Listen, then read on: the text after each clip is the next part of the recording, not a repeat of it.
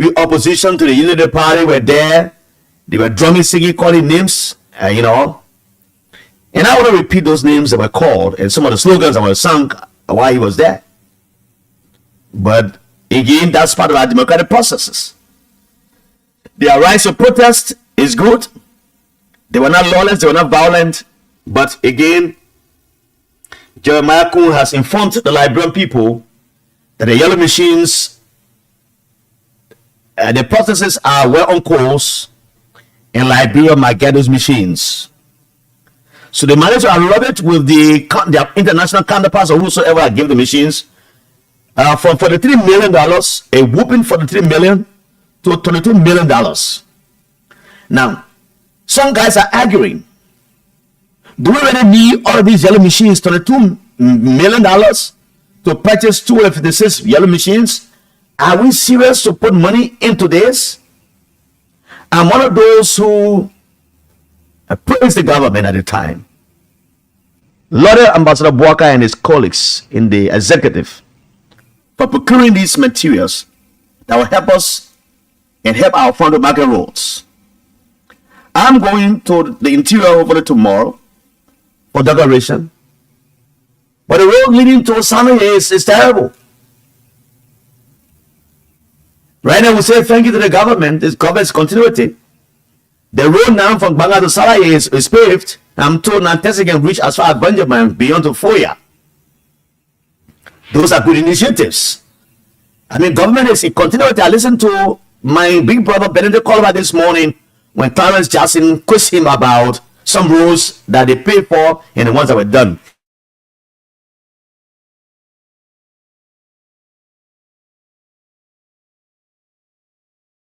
Which is good. But do we really need $22 million in this economy we find ourselves where Donald Trump has put freeze on almost all our developmental aid that will come to our country? Right now, those hospitals that USAID was helping to provide medicine to the hospitals, those aids have been cut.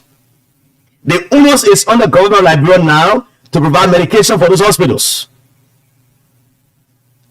If USAID was subsidizing teacher salaries, public school teacher salaries, it has ended. The government has a lot of money to pay teachers. If USAID was helping to do other projects that were helping us in this country, they have covered everything for 3 months. The possibility of them coming back to reinstate them is slim.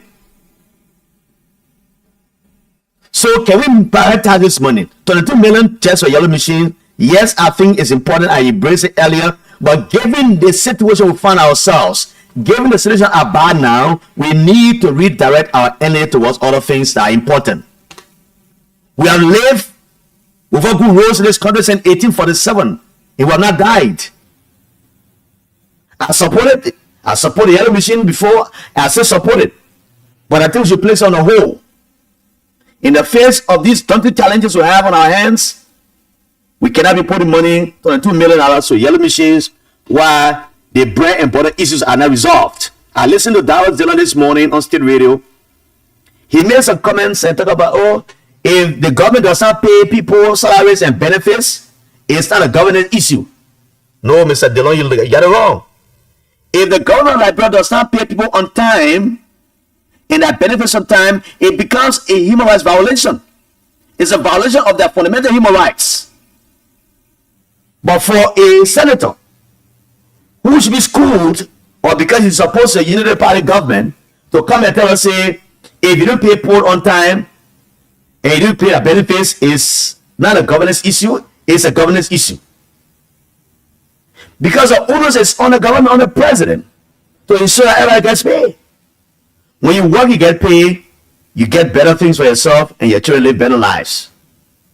But to come and say as a senator and say that he was making specific reference to this House of Senate in the lower house.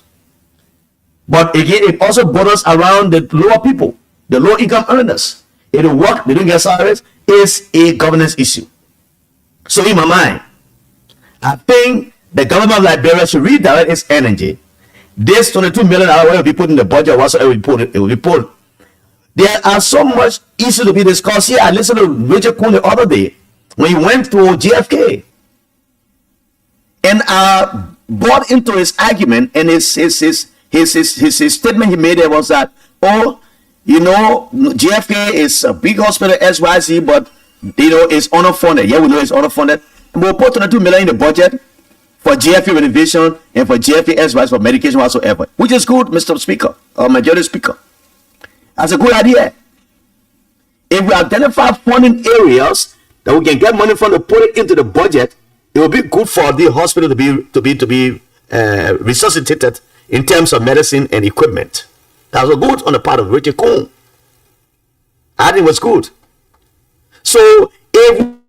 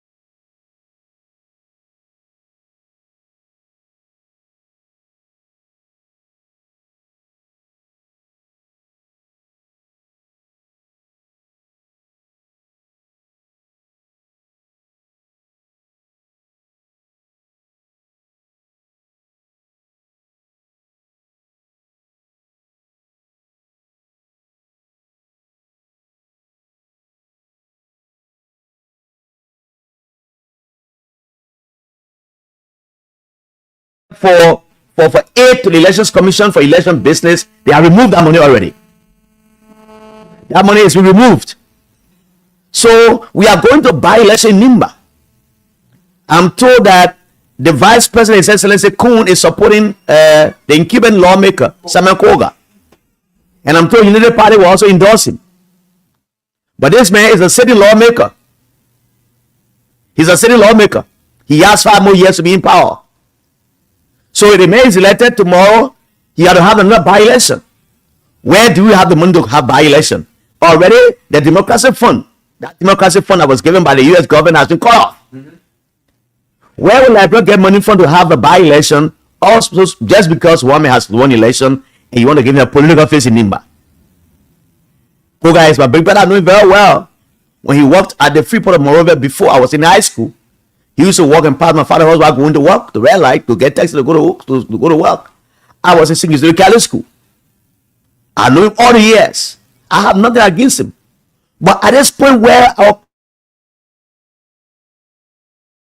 economic situation, you're going to take money and put it behind one man who has a 5-year job. By election again. There's another $1 million that is put in the budget or whatsoever to have election. Should be used for something else. Should be used for something else. But if the government goes about giving this support to Samuel Koga and he wins the election and there's a by-election, these are things our international partners are looking at. Why give the man another 9-year job when he has 6-year job? The money you give him the wrong campaign can be used for empowerment of other people. Can be used to pay teachers and put some money, some medication in our hospitals. These are trying times. Let's put our priorities where they belong.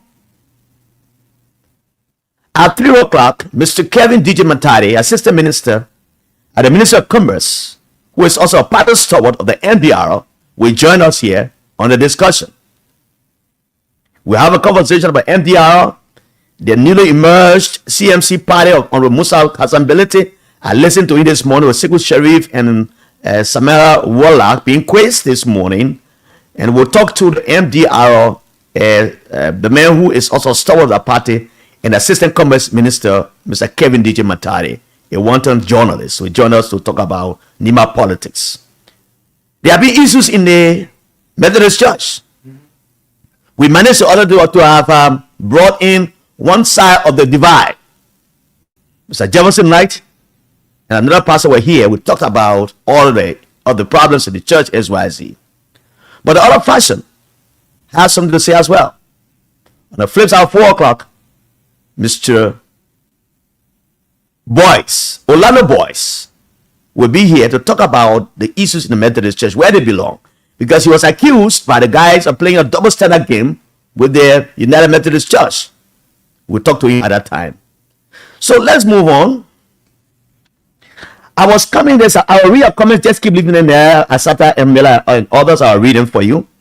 I was coming and I thought that I didn't want to be caught up in the web, as the motorcyclists announced that every Monday would be their own day to celebrate, to protest. So I disembarked the vehicle, got in a taxi, and I heard a lot of sad comments. And then I thought that there would be a traffic and some violence around town. So I didn't want to take the risk. So I came with taxi. When I came just around the city hall, I saw a handful of motorcyclists standing there with placard in their hand. Refund our money or else. So when I didn't see traffic on the road much. I didn't see them on the road like they did last week. So I was thinking why? Because I heard their spokesman saying, all motorcyclists, bring your credentials in your bag. We'll go to give a job. Saying so we shouldn't run the road. That announcement was made last night. I listened on last night. This morning I listened to it. But to my surprise, I didn't see the motorcyclists in the numbers I saw the other day. Only a few guys I saw at City Hall holding placards in their hands. Prior to that, this morning, there was a riot around the Park up in Soaking Lake area. A bike rider apparently went in the wrong with a police officer, and he was retained in his back, taken away from him. And the guys jumped on the police guys and started fighting at police in the morning. All over the place was a noise. Policemen beating motorbike men. Motorbike men slapping police officer. They fighting, they kicking each other, they butting each other all around the place. So noise. But again, I said to RG Gregory Coleman the other day, I'm one of those who are bought into this game. And obviously, my young brother George always have a auto counter to me. But I've maintained this and continue to maintain this. All of the motorcycle riders who are in the street today, who ride motorcycles, they have communities. There are feeder roads that you can use to go and run your traffic. You need not come to Central Monrovia to run traffic, but you get money.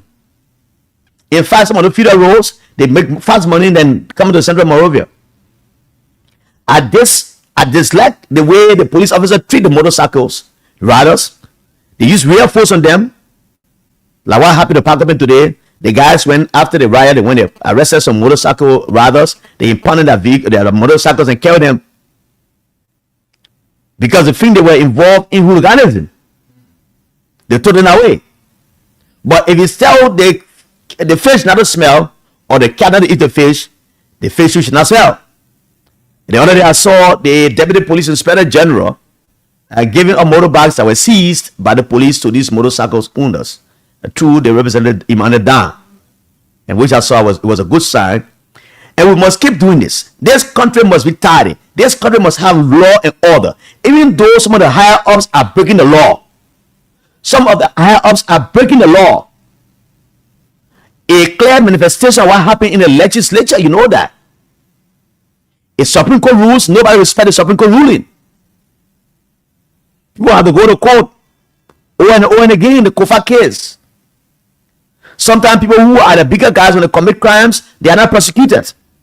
This has been a win-win situation all around the place. It has been a long way for long years, many years. So I support the police that these motorcyclists should not be in the street of Monrovia. They pose lots of dangers to people. Some of them are jackals of bags. I saw one of my friends, our friends in the media, Ada Reeves. She posted on Facebook that she was going somewhere. She had a bag on her containing $600 with some accessories, and the guys came from somewhere and just checked the bag and ran away. And the guys do that in Major Street. The other time I ran from my house, 2 motorcyclists checked a bag from one lady. They were escaping, and the lady ran and hit that motorbike with the car, and it dropped. It was just around Fish Market area there. So these guys are not just committing crimes in the communities, but those ones who ride on the main road, some of them they are criminals, they are rogues. Not every one of them. So I support the police that these people should not be in the street of Monrovia. Everyone you ride motorbike, you are for communities. Go and run your motorbikes in the communities, but not in the major streets. What bad is it when the police tells you so? You can run from Pearl River and come to Freeport, but don't go Monrovia. You can run from Freeport and come to Bannersville area, but don't go Monrovia. So what is wrong with that? They are restricted because they think that the sanity of this country, the sanity of the capital should be protected. You can have motorcycles all around the place moving around, amongst people around here. But again, the question comes, so what about motorcyclists who are living in Central Monrovia? That's a tricky flower there, Josh. So the man lives in Central Monrovia, he has his bike in Central Monrovia. So he gets in the street in the morning to go to some area to run. Will you also arrest him? You getting the logic? This man lives in Upper Hill. He has a motorbike. He has to come every evening after running his bike. Will you give them dispensation, maybe giving them some tag that will recognize them that the guys are living in Central Monrovia, they have to go to the feeder road to run? You're telling you not to put his bike out. If you're in Central Town and you got your motorbike, it should be in your house. Don't put it back. Yeah, so because when you put it out the way, yeah, so that's the other side about it. Even though I'm backing the police on this one for security measures they put in place, but what about the guys who live in Central Monrovia again, Mr. Police Inspector General? What do you do about them? Start thinking about creating another means of putting them back and regulating them as well. If you have a tag on them that this man lives Charlottetown, he needs to run, he'll go to Peaceville and stay there the whole day he wants. And he comes back in the city in the night, maybe after 7, 8 o'clock to come home. Because if you say you're stabbing everyone and them running in from Central Morovia, then how do they hustle too? How do their families eat? How do their children go to school? Start putting in place new measures, Mr. Police Inspector General. George, you want to say something? Yeah, Jala, the issue involving the motorcyclist, I think we've discussed it continuously and we'll continue to talk about it. Is something good that the police will have to revisit their decision. If the police want to place a ban on the motorcyclist, there are a few things I think we should be there are a few questions we should be asking the police director. Yes, we agree, once you're doing business in Liberia, you have to pay tax. Obviously, Liberians, business practitioners, they are paying tax to government, and so you are a motorcyclist, obviously you're doing business, you have to pay tax to the government. So the issue of motorbike registration and all of that, granted. But now, Jala, in Liberia, there are even a lot of people that the guy assurance and all of that. When there are issues, government don't get involved, or insurance company don't get involved, and then you take motorcyclist. You say, "Oh yeah, come and do your insurance, come and run after insurance, all of that." When there are issues, when they get into maybe accident or other stuff, do you see government intervening? They don't. No, this one is between the insurance company. No, the insurance company and you. If you are a motorist, you are a motorbike owner or car owner. Once you go and register your bike with the government of Liberia and pay insurance on that, even where you do comprehensive insurance, when you get involved in accident, the insurance company pays the repair of your vehicle and that of the vehicle of the other party. If you don't do comprehensive, meaning that when you make an accident with somebody, the insurance company comes and only fix your car, and you in turn fix the other person's car. So that it looks like, so all those motorcyclists who pay insurance money to insurance companies, one is for 1 year or for 6 months. In that 6 month period, or in a 1 year period when there's an accident, the insurance company takes responsibility. That's how the government comes in.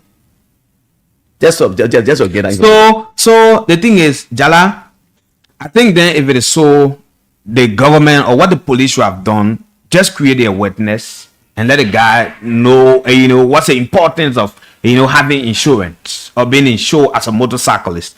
Granted, but the government did not do. Rather, they were the one collecting the insurance fees from the cyclist. That summed the money to over $300 US. Okay. They were being compelled to do. And so, George, I don't see anything wrong with that. I don't see anything wrong with that. If I can buy a vehicle and register a vehicle and pay taxes on it, you also can do the same thing. You are not exempt.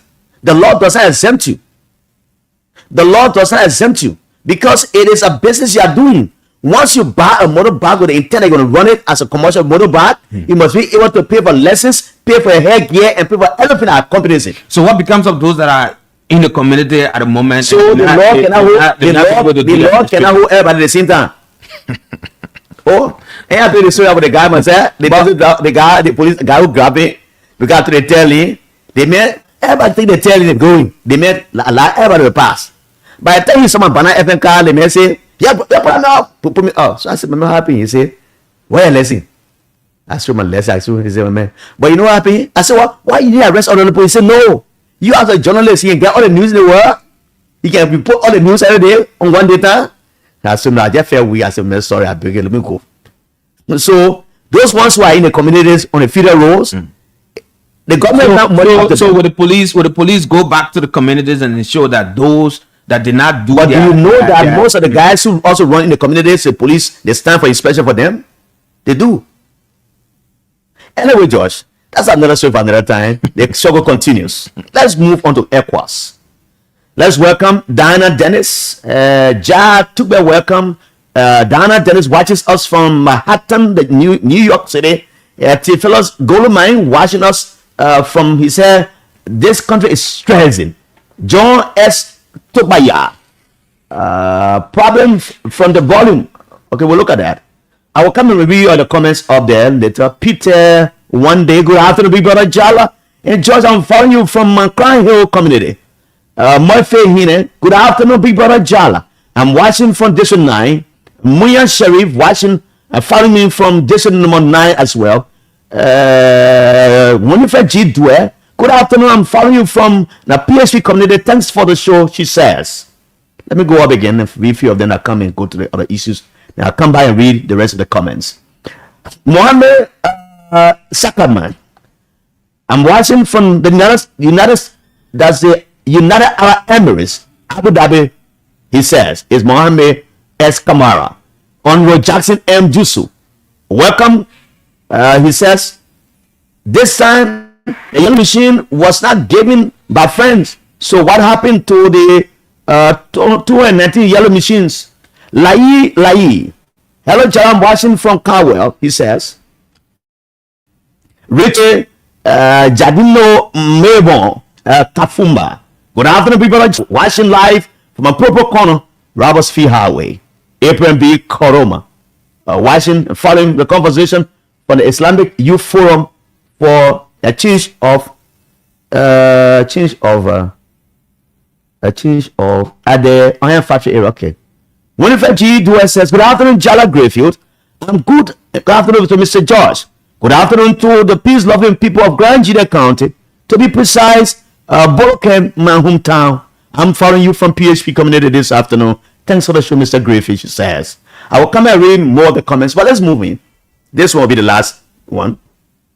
It will take up a few calls for 5, 6, 7 minutes. If the assistant minister comes on time, we're taking 10 minutes past the hour 3. So this afternoon, George, do you have that communication from ECOWAS? Yeah, I have it. And we'll use that. You will read the top, who is addressed to. Then we'll take a call from Mr. Winston Bladden, the legislative scholar and Banner FM correspondent on Capitol Hill. Will talk to us a little for 5 or 4 minutes. Now, so ECOWAS has replied. The last time I checked, members of the majority bloc headed by the regime speaker, Kun, held an election. Contrary to what the rules say. The rule says the Speaker of the House can appoint members of committees. Even that includes those who go to ECOWAS. I've not heard anything about election. I stand to be corrected. So after all the hula baloo infight on Capitol Hill, when the majority lawmakers got seated early, they had an election contrary to their own law, their own rules that says the speaker can appoint. But they went to elect. Maybe they want to legitimize it and say, oh, it's better. You know, last speaker, they're doing the wrong thing. He appointed people. But this one, they elected them. Our own sister, Mama Brice Mensah, who was almost appearing like a chameleon, who wears the color of a chameleon, is one of them who betrayed the providence of the speaker, Kofa. She thought if she would stay on the side of Kofa, when the majority group succeeds, she will not be going to ECOWAS again. So she has stayed herself, say, I'm not part of anyone, I'm not part of anyone, I'm not part of ECOWAS, I'm not part of Kofa, I'm not part of this side. Now means she was eating with 2 hands. She was maintained. And after all the ups and downs, so all the 3 guys who were appointed by the speaker were maintained by ECOWAS. ECOWAS has written, after the speaker, majority speaker wrote to the chief clerk, Major Sion, that these people who elected are now qualified to come and replace those who have been there before. ECOWAS wrote back. Read that letter. Read the upper part. Mr. Mayfrey and Sion, chief clerk. Yeah, I'm seeing Mr. instead of Mistress. Yeah, okay. But it should be Major Sion. Yeah.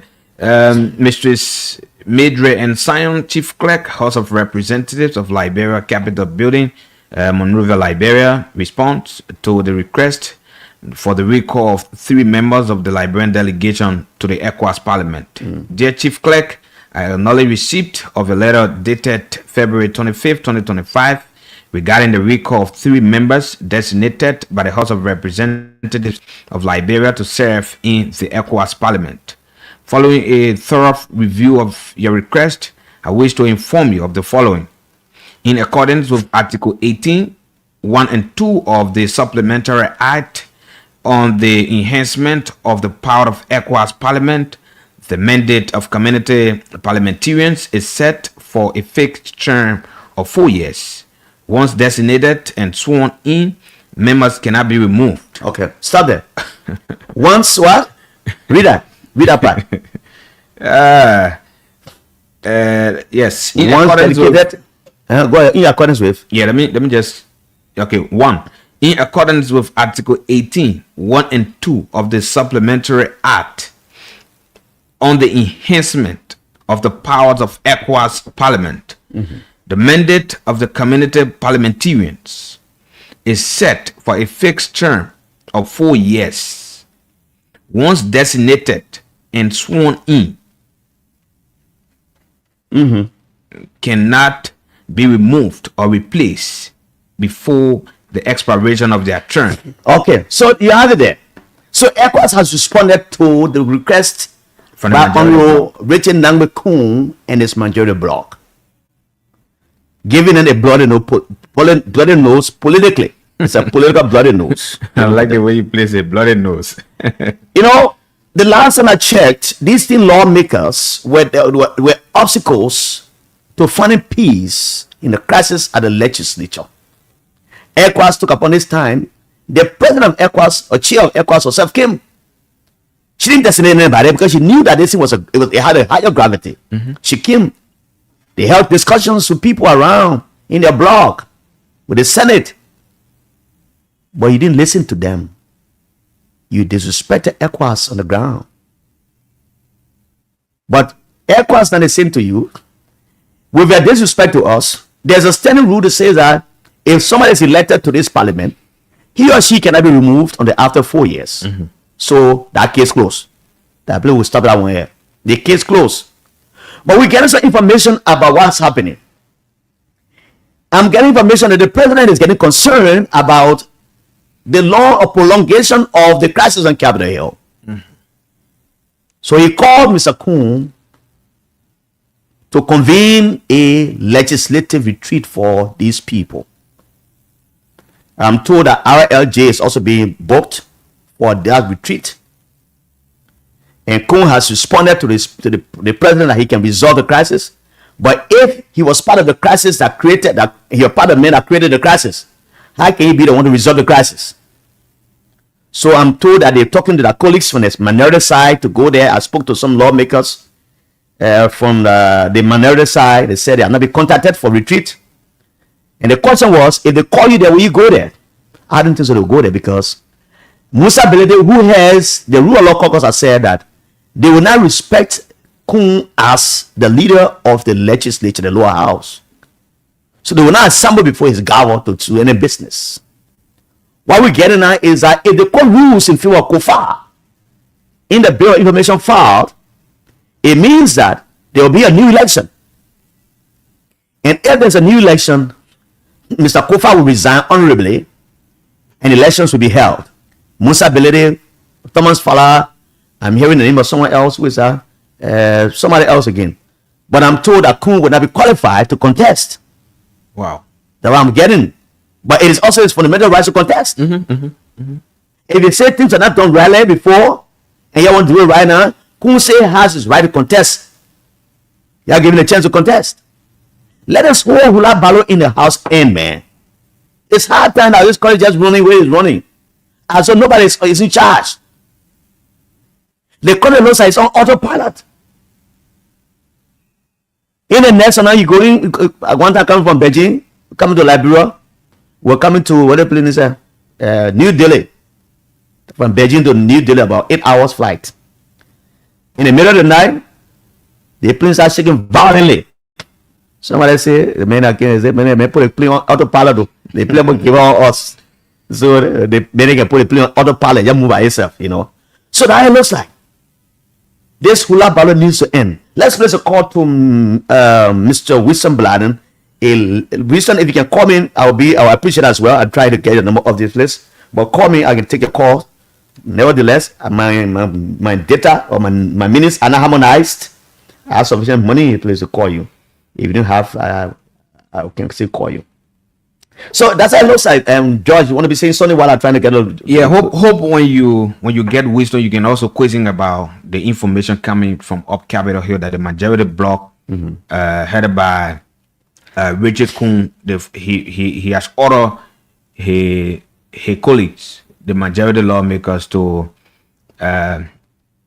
pour for an impeachment proceeding against so. the three lawmakers that are on the impeachment proceeding.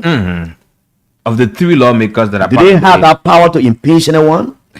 Their colleagues? there are three colleagues that are part of the ECOWAS stuff.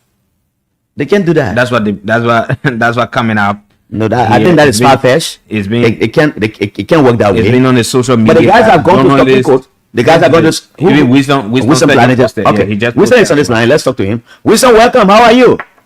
I'm okay, big brother Jala. How are you? And sorry, I don't know the full presenter name. But George Wei. How you doing, George? I'm okay. All right. So what is happening on Capitol Hill? ECOWAS has come a strong defense of Kofa, and they're giving political bloody nose to the other people. What do you think? For some of us, it is not a breaking news. I said it on your platform before when you interviewed me again the last time that ECOWAS were going to reject those guys that they elected, quote unquote, on wet ballot to send to ECOWAS to replace or represent the member Frenchmen that one way and Samuel Enders. And long time ago, we said it. The reason is very simple.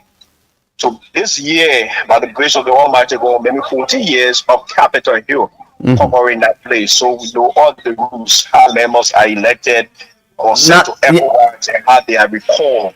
So we knew exactly that they were going to be rejected. Then there is a network. Just how they got Legispool. Legispool is reporters covering the Capitol building.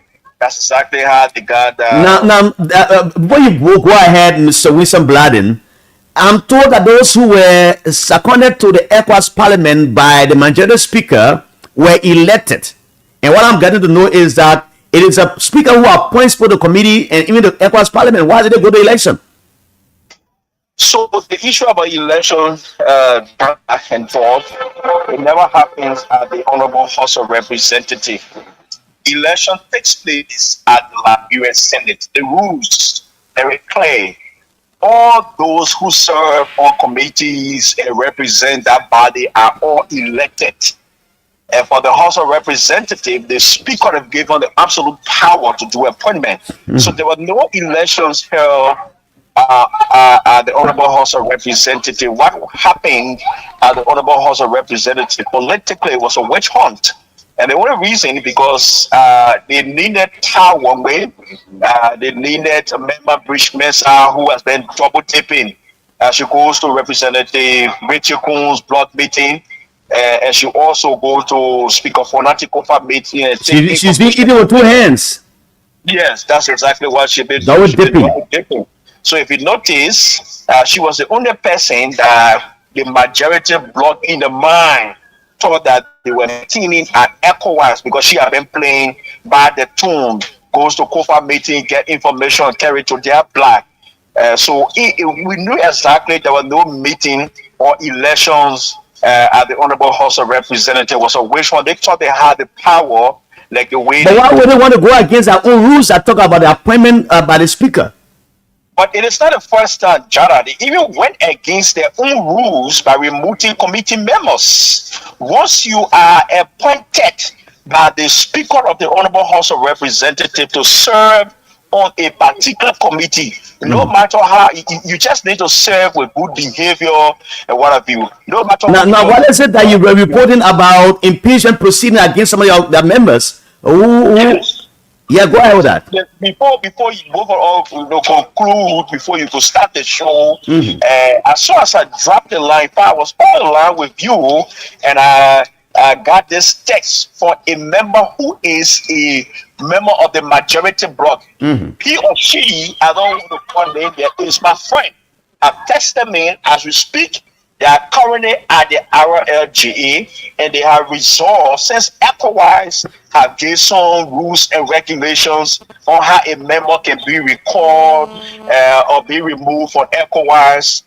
So let's go about instituting what we call impeachment proceeding. Against whom? Impeachment proceeding.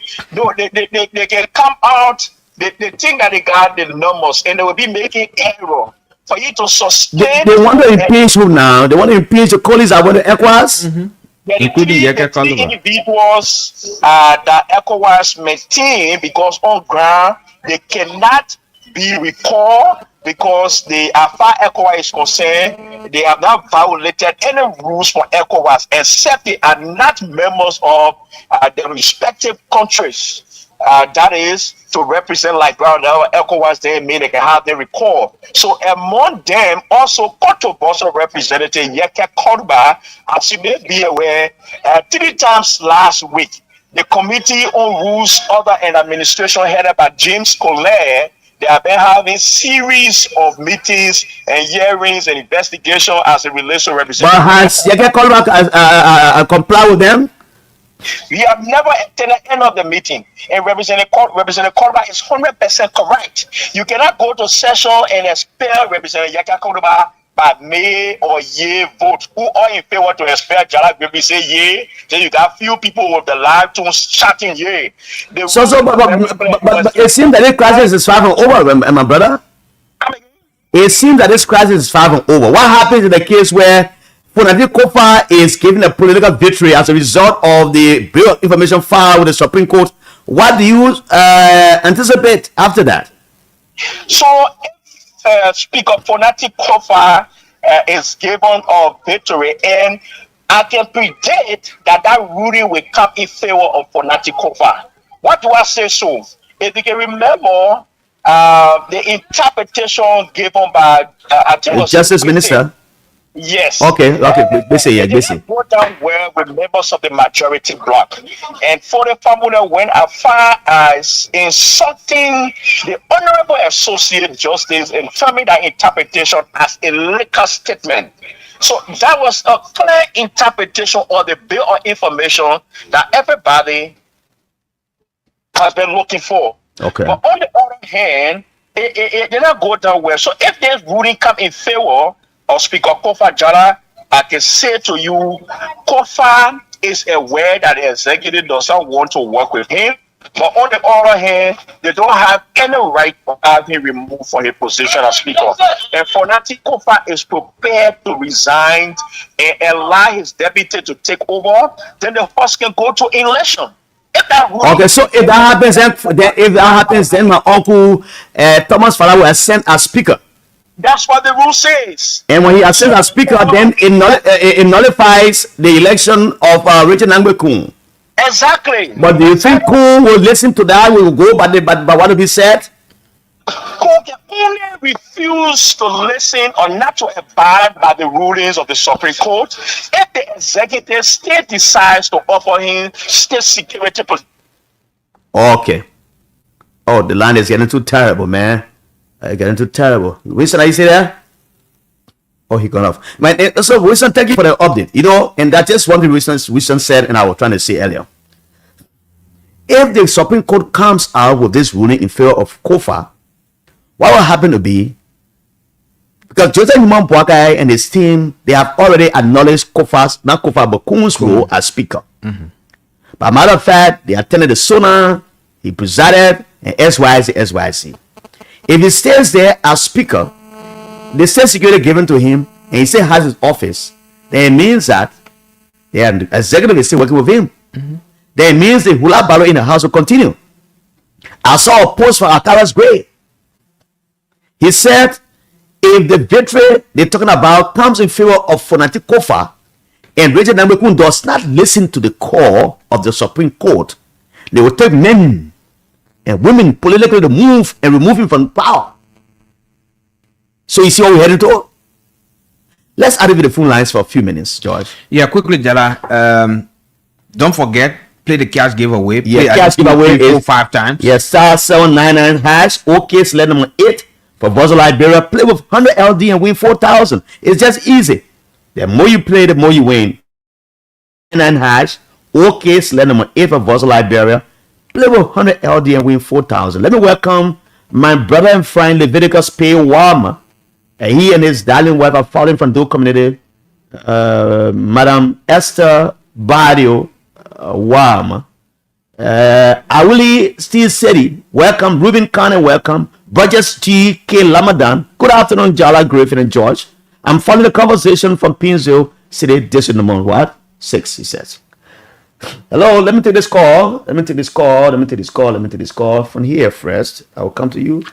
I'll take a few calls. Oh, there's another call. Where is it? Jack. Okay. Sorry, caller. I'm sorry. Yeah, hold on small. Hello, welcome. Let's hear you. Go ahead, let's hear you. Good afternoon, go ahead.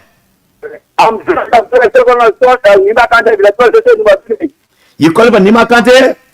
I'm calling from Banga Bon Kante. Okay, let's say from Banga. No, the issue of the speakership, we know that who are not elected as speaker for this country.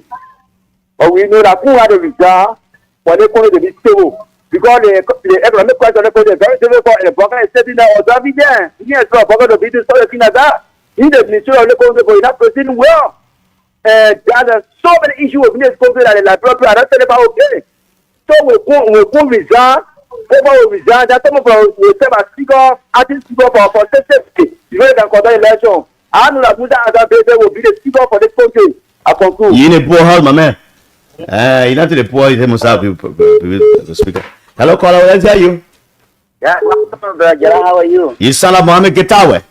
Yeah, thank you very much for allowing the permission. This is Mohammed Getawe. Let's say quickly. Thank you very much. You know, Bro Jala, the legislature, they are teaching all a new license in Liberia. Majority appear action, but the minority voices can be heard. Because the minority today in Kofa, they are trying to show some level of respect to the Liberian Constitution. You see, now I know all it's taking long like this, but for them to kill again to spell member for the legislature, they 42. You know, when the Babu ready to die, Bro Jala, they cannot hear whistle sign. That I do not go Babu until when I bullet pick up Babu before he come to himself. Liberian people continue to warn all radio that Richard Kou is not a speaker. The only way the speaker position will be given to Richard Kou as they go through election. Okay. Nowhere in the age of Liberia that a speaker has been appointed by the deputy speaker. So far, get appointed man. So they fight and will continue to go. Not listen to the Liberian people. All right. Let's see what will happen in the end of the truth. Thank you, Mohammed. Next caller, welcome. Let's hear you. Jala, good afternoon. Good afternoon. You sound like Mike, Mike Doko. David King, right? Thank you. Thank you for that recognition. This is David. Winston, after David, I will take you. Just hold on small, Winston. I will take after David. I do join you for my resident this afternoon. Okay. Jala. Mm-hmm. You see, Jala, we would not lead. We would not just lead our people at the capital to allow justice to prevail, but we will carry on what we call citizen removal action at the capital. Look, the lawlessness in this government is going to stop.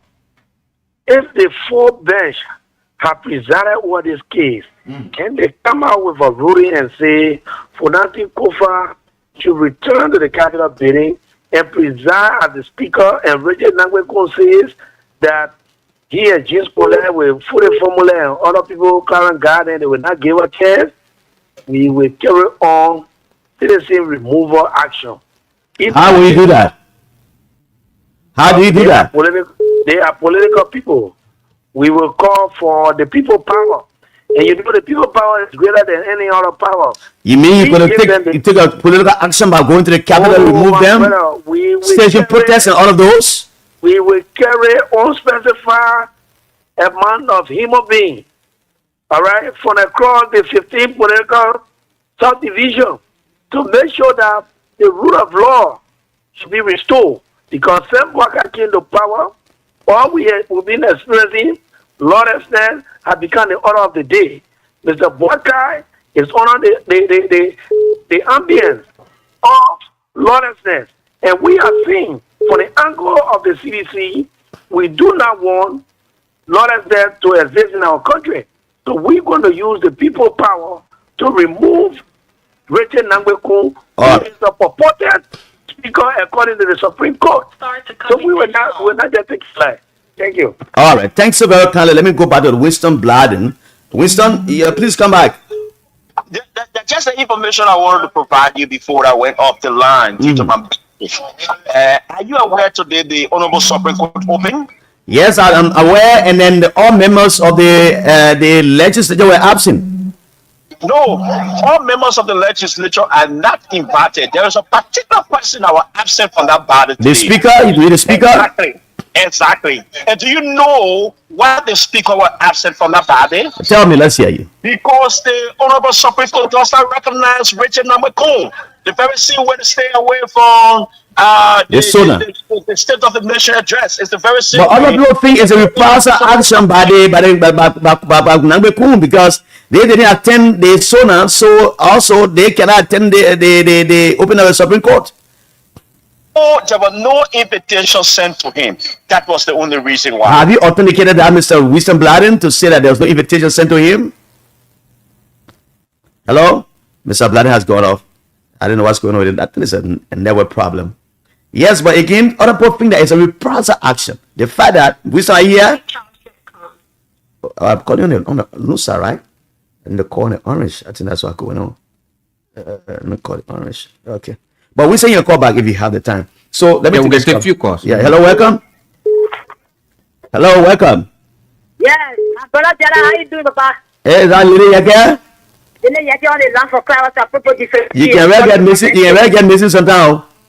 No, I can't get missing. Jara, so I female land can call it up. There's money. I try. No way. Other man said, "Oh, I didn't know how." Yeah, get out. Try again. Say what I can try and lock it. Came up. Okay. Please try for female line. It can be off. I don't know why. Maybe when the line is jammed outside. You can't go to work. This one I try also put you nowhere this morning. When the line is very jammed, everybody calling out the highly probably can come. Yeah, go ahead. Thank you for the show. Look, the Liberia people will not be afraid of Waka face. You understand what I'm saying? Sometimes when I talk, I say, "Oh, Master, get problem." I don't get problem. You see, Francis Kofa is the speaker of this country. Jana. Everybody know, everybody say, well, Francis Kofa is the speaker of this country. If you see you bring a purported speaker to 40 in power, then the people will stay up to you. We said no to coup. But not the speaker. Do the right thing, will support you. Get a man due process, will support you. Bring your money now, the man will give you chance. Give you money, you can't do that until you put power. Get money, they put a slap in their face. Come to the Liberia, put slap in their face, you want to record nothing cool, and yes, for somebody to get way out. So if they will come for the conference and tell them go for election, for me, I didn't see them, you should go election. He's a speaker. So they go buy a man for the conference, gather, and tell what they were wrong, and they say what he did. But to say you will come for the conference, they say, what have you? For me, I know you not get this for that job again. You know what I'm saying? Come on, get no this for that job. All right. I know you will get it, but let the rest be done. Let the rest be done in the country. Let the people in the country. That when they come, they will not allow anybody to be secretary in the country. Thank you. Master, thank you. The next caller, welcome. Yeah, good afternoon, Mr. Jara. Is that Mr. Sosa from the street light?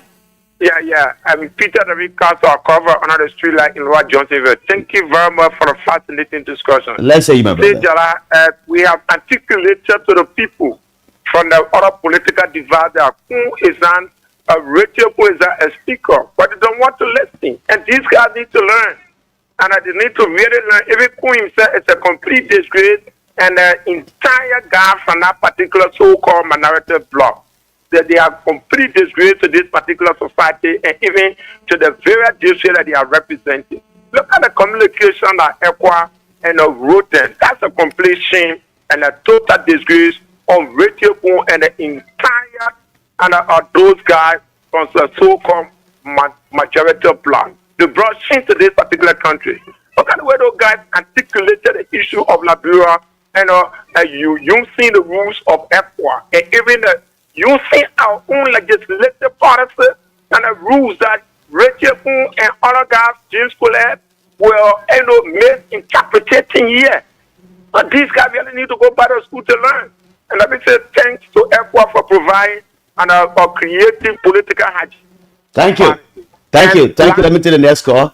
Hello. Oh, Peter, the next call coming. Hello. How you doing, Mr. Grandview? I'm okay, sir. Welcome. Let's hear you quickly.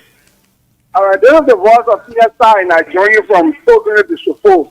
Let's hear you from Soul Clinic. Mr. Jala, there was two talking points I enjoyed, but let me explain the two of them quickly. Mm-hmm.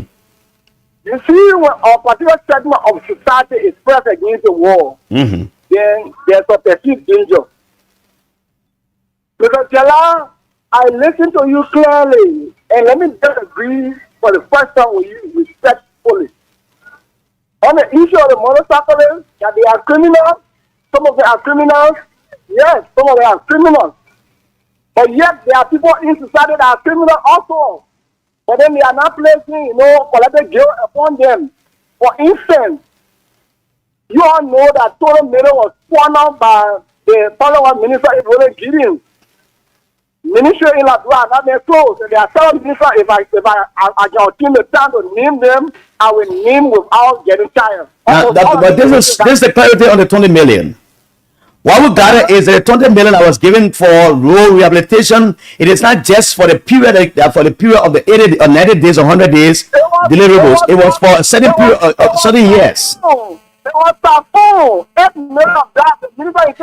you listen to the Minister of Finance when you appeared on the local radio station to say that the money is given to them in piecemeal for certain purposes? And before the road corridor, they give some money, you come and cover another money, they give another chunk of money to you. So they didn't give all the 20 million to the Minister of Public Works. I listened to him when he appeared before the Senate, and he said 8 million of that money was not used, and up to now he had not been accounted for. So when it's not being used, means that it say in a escrow account or whatsoever, or consolidated account. But Mr. Jala, can you take your microphone and ask Mr. Gideon where this 8 million as but Gideon's has. I will not take switch a bit Gideon's with it, because Gideon's has made his clarities all along, and we as journalists have asked a question repeatedly, and they gave us the same information that the Minister of Information Minister of Finance gave us. And that means the money at the store. You get the money somewhere. We tell you go bring the money get come. Okay. That's not the only issue.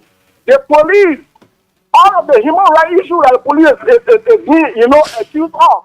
The police itself, they caught in broad city. You can remember Jala along the Rafi Highway. There was an incident of police photo to the 5,000 for investor. How can Liberia get investment when police in broad daylight they are looking for investors? Have we closed that center?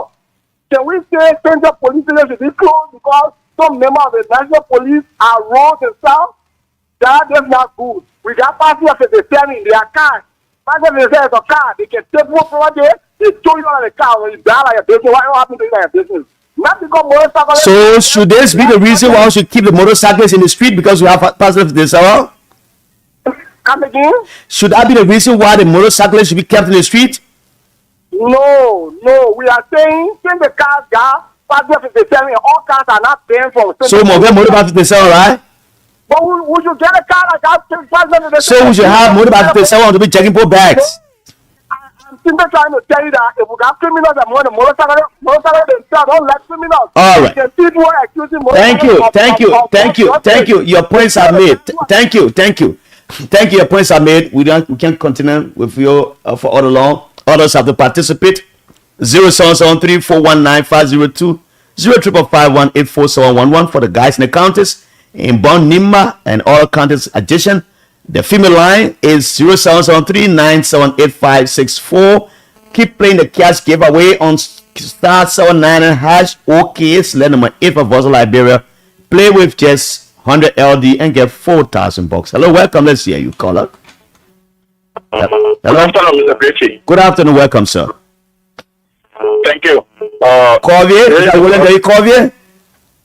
Thank you for the recognition. This is cool. William Covey. Thank you. Sorry. Thank you so much, Mr. Griffey, for the analysis. The issues regarding the airport response to the communication that was sent by the Honorable Speaker Regina Abeku and the 55th legislature of the Liberia representative, requiring TV of the Agoris that were never elected. Look, I think that's why it is good. For me, if I was on a serious note, since the entire saga started, I would have been in constant communications for both sides to hear the other people on the action as to whether the action has backing. So we are here, the other side of the argument that there is a portion within the rules that says, as the equal parliament representative, you should be elected by your colleagues here. And the former representative Clarence Massacre from Lofa. So when those guys elected to, the guys are there now? No, they were appointed by Kofa, and that was one of the counts. If I go back to the so I will place a call back to Mr. Wilson Bladder to make this clarity, because you are raising a very important point and we need to get that clear. For me, my understanding has been that even those who are appointed in committees in the House and those who are appointed on foreign committees are appointed by the Speaker, but no election business.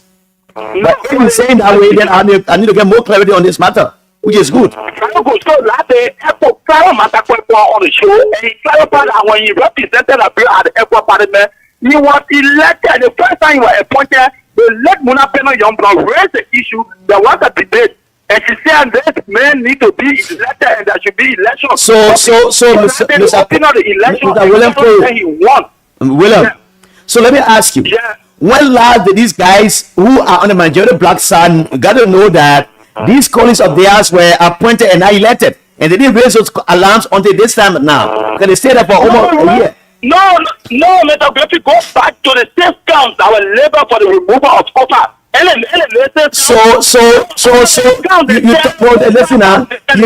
You talked about the motion that was raised by the late Muna Peno Youngblood on the issue of Clarence Massacre and others not being elected whatsoever. Now, if that was a situation, why didn't they make these things available to the press or make the noise about it that Muna Peno did? They are the way of this point. They engaged corporate series of time to declare the election, and he refused, and that was the reason why that one man. Yeah, to my other issue. To my other issue. Yeah, go ahead. Issue, right? So I think the issue about giving invitation to Riteko, the Wilson said, Riteko never got invitation because they now recognize as the speaker. Okay, tell the court recognize Kofa as the speaker. Did they give invitation? No. Kofa never received a petition for the March 10 opening of the Supreme Court because the court too don't want to take side with Kofa and recognize him as the speaker. All right. So in our house, the political theater is due with number. In as much as Kofa do not have the number, they will not recognize him as the speaker. So you never take invitation. Thank you, man. Thank you. Let me go back to Wilson Bladder. Wilson, you listen to the caller now. He's trying to put a stain on this one that what he said was not correct. Hello, Wilson, are you there? Oh, Winston, all the lines are ringing. Oh, what's happening here? Yeah, Winston, go ahead. I'm right here. I think that's the call. Okay. But if you listen to Senator Edwin Melvin Snow, the last similar statement I'm making today, he made a similar statement before. Don't forget now, the rules of the Liberian Senate and that of the House of Representatives are not the same rules. Now, before you go to the fundamentals of what you want to say, I want to know, has there been any time where those who are appointed on the ECOWAS Parliament or who goes to ECOWAS Parliament, they are elected or appointed? Because you've been in the legislature for 14 years, as you intoned earlier. I was there when Snow was speaker before he got removed. There were no elections. I was there when Eddie Starler took over. There were no elections. For the ECOWAS Parliament? Yes, I was there when Emmanuel Nukwe took over. There was no election for the ECOWAS Parliament. I was also there when Buffer Chimo served as speaker. There were no elections for the Wow. Is a network issue? I don't know. Is it Lone Star or Orange?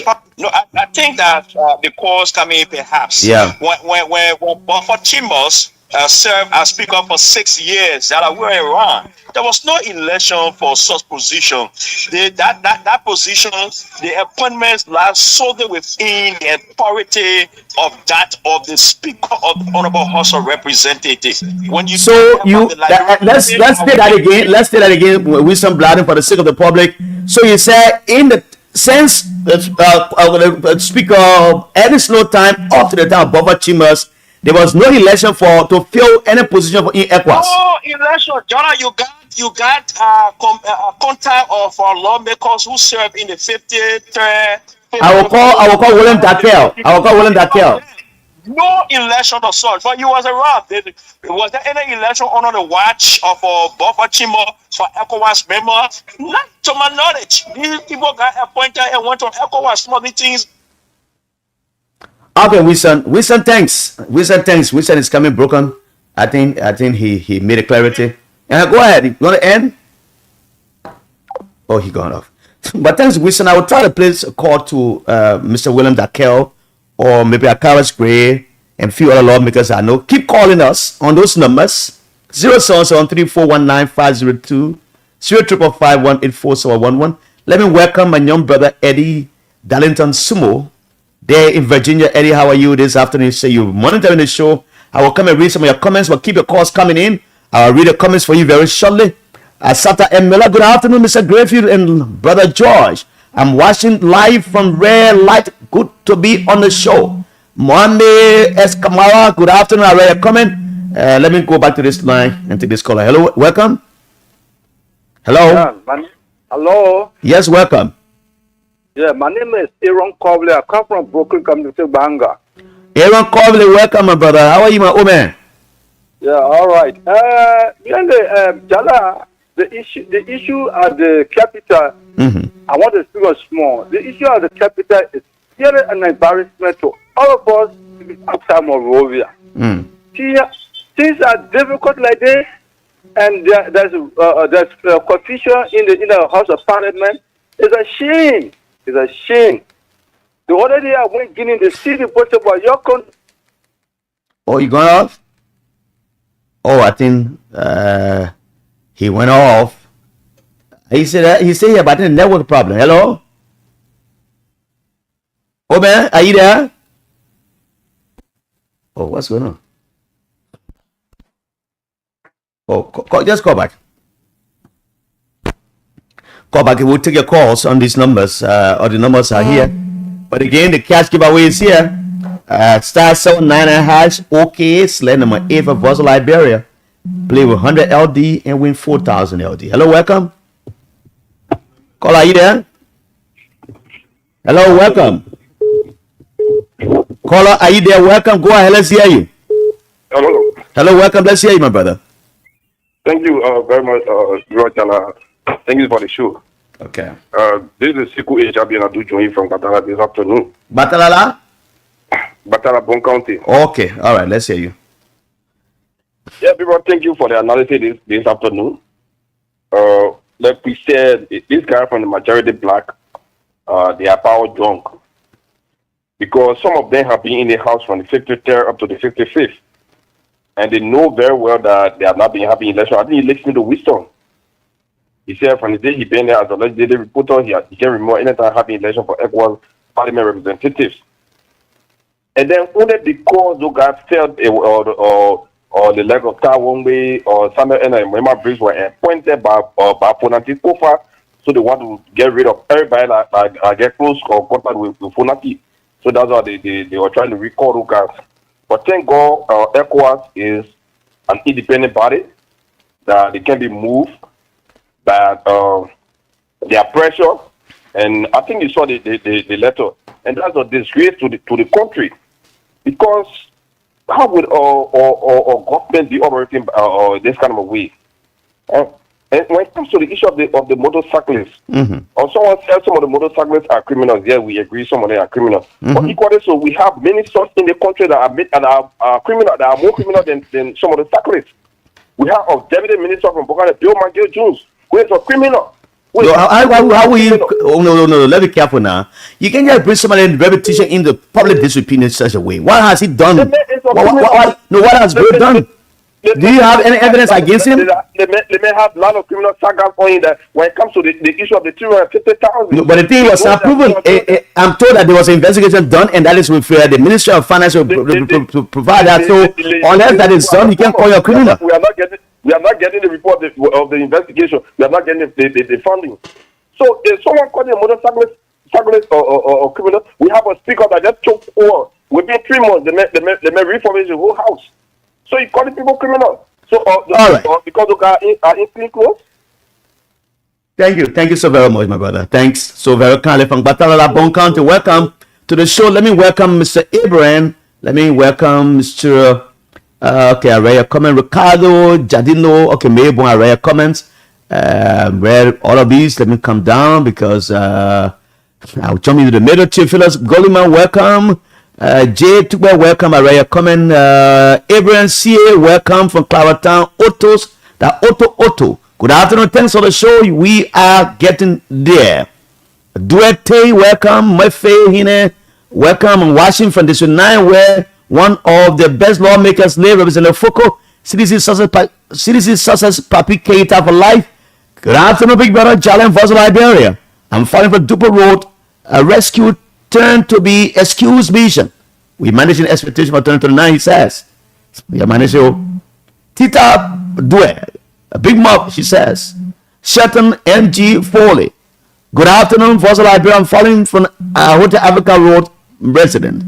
Samuel Sale. Good afternoon, Voice of Liberia. I'm watching from somewhere in my rescue corner, looking for a parked car behind, being parked by a parked car. A parked car, a parked car. Jerry B. Jacob Jr. Hello, Jala. I'm just watching from my from my 2 Focus Business Center, Grand Bassa County, Buchanan City. Thanks for the show, my brother.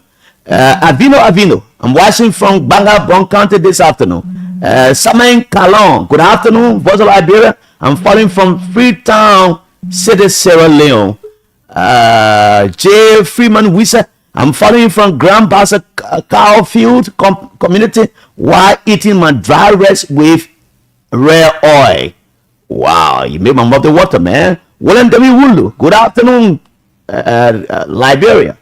The Liberian Civil Rights Movement official spokesman is following you guys from Banga City, Bon County. William Wulu, welcome.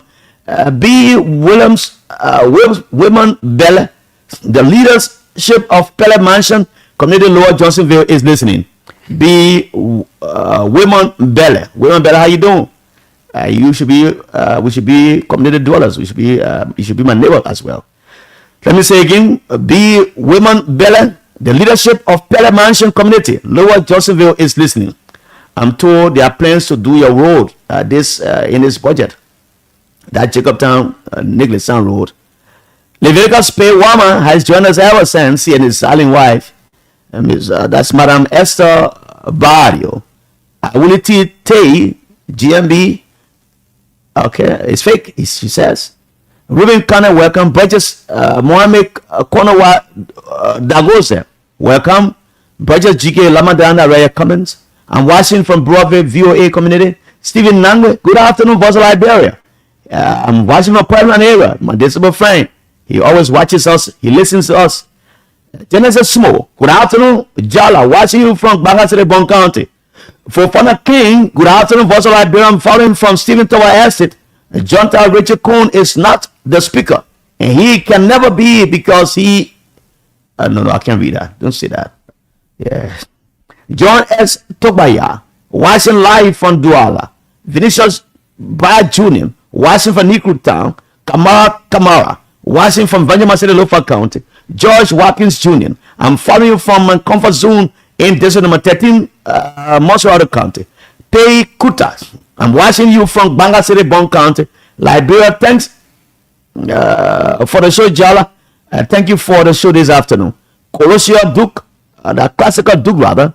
Watching from Germany, classical Duke, welcome. Jerry T. Bawley, welcome. He says, watching from this government is a big disgrace to our people, he says.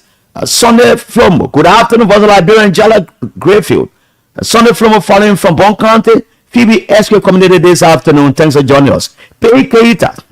Good afternoon, Voice of Liberia. I'm watching you from Banga City, Bon County. Thanks so much for the show, Jala Griffith. He writes. And so keep your calls coming. I will take some calls. We still have some time. Our guests on this segment. We promised we talked. We had discussion since last week. We talked this morning. And he has let us down. He can make up to the show, he says. So call us on those numbers. 0773419502. 0555184711.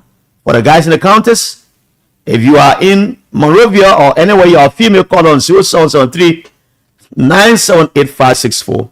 Have a bit of call. So we're managing it here somehow. Managing our expectation here too. Peke Kuta, well, I recognize you. Seku Jabi, falling from Batala, Bon County. Let me welcome my big brother, Smith Ralph Tobe from Banga, Bon County. He's there. Charlie is making use there. Hello, welcome. Yeah, good afternoon. Good afternoon, sir. Let's hear you. Where do you call from? This is Sonkale Zuo calling from Jamaica Road. Sonkale Zuo, let's hear you. Yeah, my brother, the people, they are playing with our integrity in this country. How? What the power struggle that it caused in a last of over 3 months plus. What is the reason? And what are the common people all in it? Around the country are suffering, crying, going here and there. Then people are in the hall struggling with power. What kind of greatness is there in this country? Joseph Baka know that honor a wash, military party, honor a wash. This speaker have been removed without, unlawfully. Then he comes in power again, he brings the same thing. Then they're talking about change. What kind of country is it? Where are we going? I'm giving anything appreciation to everyone this, for the letter, and the letter has slapped their face, and they know the next kind of action, what they will be doing, they will know. Thank you very much. Thank you. Let me to the next caller. Welcome. Let's hear you. You are on Voice of Liberia. Thank you, William. The Civil Rights Movement spokesman, right? Yes, thank you so much. I joined you from Banga this afternoon. All right, let's hear you from Banga. Let's hear you. The majority black is going for reconciliation making from the hotel. Then we are getting more impeaching early lawmaker to ECOWAS. When I look at it, they're not ready for peace yet. Because when you're ready for peace, you put all arms down. Yeah, but you can reconcile so that you can move forward. But you still want to impeach people to send people to ECOWAS and all this stuff. Then I think Nabeku and the majority blood, they're not ready for reconciliation. And they continue to rule of law. And rule of law go and watch it because they want to tell the majority what being a representative. Okay. If you don't want the right to be done, then they put their office somewhere to that. All right. Thank you, Wulu. Thank you so very kindly, William W. Wulu from Bon County. Keep calling us. Let me take this one again. This guy, let me take this. Let me change this going on. Let me just pause on this side. Hello, let's hear you. Yeah, good afternoon, sir. Good afternoon. Welcome. What is your name? Where do you call from? My name is Jala Grayfield. Yeah, calling from Johnsonville. You calling from a township? Okay, yeah. Thank you for the show, sir. Okay. Yeah, what I want to say, my brother, this thing, when I just be talking on the radio, you come to the market people, you find out from them. Where is their input? Because people are complaining, my brother. People are complaining. You come down, you are the studio people, you come down, you interview people in the market. They will tell you what happened because people are not making business. Yeah, people are taking loan and loan is climbing on them. The country is just getting hard. Yeah, even you go parallel with your business, they don't buy. No way to find a way out. So we cannot live in a kind of desperate movement. So we are just praying God for now to 2029 to see the next government that will come. Because nothing we are seeing. So what kind of business are you doing? I'm selling red oil in red eye. You selling red oil? Yeah. By gallon or by snap? By gallon. Oh, you can go buy it so you can sell it, eh? Yeah. Okay. Yeah, baby, go bless the hustle. Go bless the song that way. Yeah. All right, brother. Thank you so very kindly, man. Okay. You Yeah. try to cut down your finals on us. One our people will tell you, but one people in the studio, you be fun. You cut down your finals on the studio. Okay. All right. Yeah. Okay, let me take this next caller. Hello, welcome. Jara, Yes, welcome. thank you so much, Jara Griffith. Is that Peter Macaulay? Thank you for that number. Never extend recognition. Thank you. Peter Macaulay, the civilized Baza boy. Thank you, and I remain pro-positioner. Jara, you know the country, we need peace. With peace, some of our some will go to bed. We see Hulu Balu and more. Those people that so God or as nice or Lord, the one who so made law in the interest of their consequence. If they're going against one and another, they're like, where the country be going? Where the country healing? We are aware that ECOWAS had the rules and regulations for the hit, for the way in which President Walker sat down for the because they don't go on the far before coming out of speak and people and going through the Lord Nicodemusly, budget, controlling day to day affair. Look, it's so barbaric, and I want to send a plea on the head of the nation, President Walker. Some people say that you couldn't forget when they say things today, tomorrow you forget. It seems too short to myself that it's true what people said about you, President Walker. Your lawmaker couldn't call somebody for District 11 who said they are speaker, and you send an envelope when you are going to your own school in Secretariat. That very day we saw an envelope on your office for given to so since that time you know that the law was not correct. You speak, but because for this reason you are not getting no recognition, no support outside there. Because the people when you go there, they say go put a hunting no say gentlemen agreement, we come to you, all the way people say we come there. Because you put a hunting law, Pape. That's why 2029, if you have to come back, Pape, don't register because the flocking will be massive. All right. So I want to say that God continue to bless you people as the wild dog in society. Thank you. The next caller is here. Welcome. Let's hear you. This is Voice of Liberia. Yes, Jala Emmanuel Griffith is here. Yes, sir. How are you? Good afternoon. Good afternoon, sir. David E. Harris, welcome, my brother. How are you? The wide range of issues you discussed, I just want to commend you and your panelists. But you know, on the issue of those motorcyclists, Jala, those motorcyclists have lineage. People are attached to them. The guys that watch a motorbike also feed on the motorcycle. Absolutely. They gotta repair the tires, they gotta repair the engine, they gotta sell the spare parts. They all feed on motorcyclists. Even though women are said to do lapa do, most often when you see motorcyclists gather there after a certain period of the day. But Jala, we all know that you can register your car, you take your insurance and everything, but because of safety and security, the police can say don't go on the road and you not put that car on the road. But I want the government to really look at it from a holistic perspective.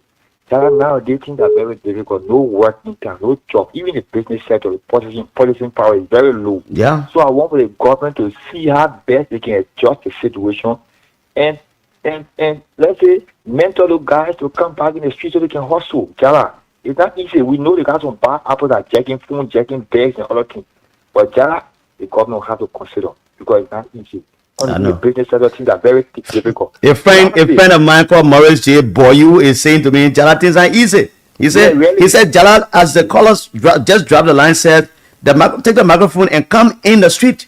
Things are not going well in this country. On the issue of our legislature, we all said this back then that those that are the ECOWAS parliament will not be called the 4-year term. So I just want to thank the ECOWAS parliament for giving those that are here that are representing for giving a bloody no. Thank you. All right, I'll take a few calls and read some of your comments coming in. I want to weigh a bit on this Dokubo thing. Hello, welcome. Hello. Oh, hello, welcome. Hello. Welcome. Good afternoon, welcome. Let's hear you, my friend and brother. Where do you call from? Thank you, Jana. My name is Washington Soup, and I call from Bitz. Washington Soup, welcome. Jara, are you getting me? I'm getting Washington. Go ahead. Okay, and Jara, let me appreciate you for the discussion. Jara, you know, we are looking up to the Supreme Court, and we do expect whatsoever decision that will come from there be respected by everybody. This country is a country of law. It's not a country of majority blood or whatsoever. You cannot be demanding motorcyclists to go by a decision from a police director, and then think you will respect the Supreme Court of this country, then the citizen will sit and watch you. That will not happen. If the Supreme Court come out and say, go fight to maintain a position, any attempt from the executive because the in control of guns to disrespect the decision of the Supreme Court, meaning the citizen has to wake up to protect their law. Thank you, Jara. All right. Thank you so very kindly for that. Let me take the next caller. Hello, welcome. Hello. Hello. How you doing, brother? I'm okay, sir. Welcome. What's your name? Yeah, my name is Kessel. I'm calling from Batala County. Come on, William Talker. Mr. William, you. Yeah. You know, brother, my old friend, I said the thing once I know on the show. I say, the commonest or the common man they call, I call it common man. I say this. Yeah, the only majority black. It's a very cool. Look, you got something, you know, we tell us, you know, I will say when we make a farm, you know, burn the farm, we get back on the farm. Chicken can't play with it. You know, the dog can throw it there when the chicken fell that ball. Kaka call you. Kaka call it. Kaka call it, I don't know, that chicken will not be able to sell. You can strangle the chicken, you can kill the chicken, oh. Exactly. When I speak for his educated man, so I said, we're taking so. We're taking a kind of to sell up on this paper. I don't know what other men you might do like that. Then I said, you will impede. What kind of power you got to hold people? What kind of power? What kind of law tell you that you impede, you got able to impede someone? Yeah. You just going like that, the person saying, you just go and put a horse into order. When I put a horse into, you know what I meant to him, you know the meaning? When I put a horse into order, you hear me? The major concept is just look, that I say we are now, we that in the country we never been to school, and which is very wrong. Very wrong this way. You hear me? So it's hard to say that, I don't use no we're gonna follow that message. Excuse me to him, I don't know why he ever been to school. Thank you, brother Jara. Thank you so very kindly. I'll take few calls. I will take few calls at 4 o'clock.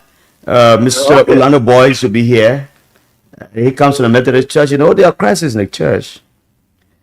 I'll take a break. There's something happening on Capitol Hill. Students of the University of Liberia have been staging protests, especially the guys from SOUP. Abadokopo, the old man with gray hair who lied on his credential. We're going to talk about that for a while. Let me take this call. Hello, welcome. Yeah, good afternoon, bro Jara. Good afternoon to my young brother in studio, bro John White. Yeah, go ahead, my brother. What's your name? My name is Flip Detroit. I join you guys for Bangan City, Bon County. Let me appreciate you go for the topic on our discussion. Bro Jara, what I can tell you, what is happening to our country now is very frustrating and disheartening because the Unity Party government, the king, are the matter of rescuing the Liberian people. But what we're seeing now, we're not seeing the promise that they made to us. And the old men ought to understand that they shouldn't take a joy and give to board, they should give to Ben. And if joy have been given to men and the country have been, our rule and all have been, they respected by our president.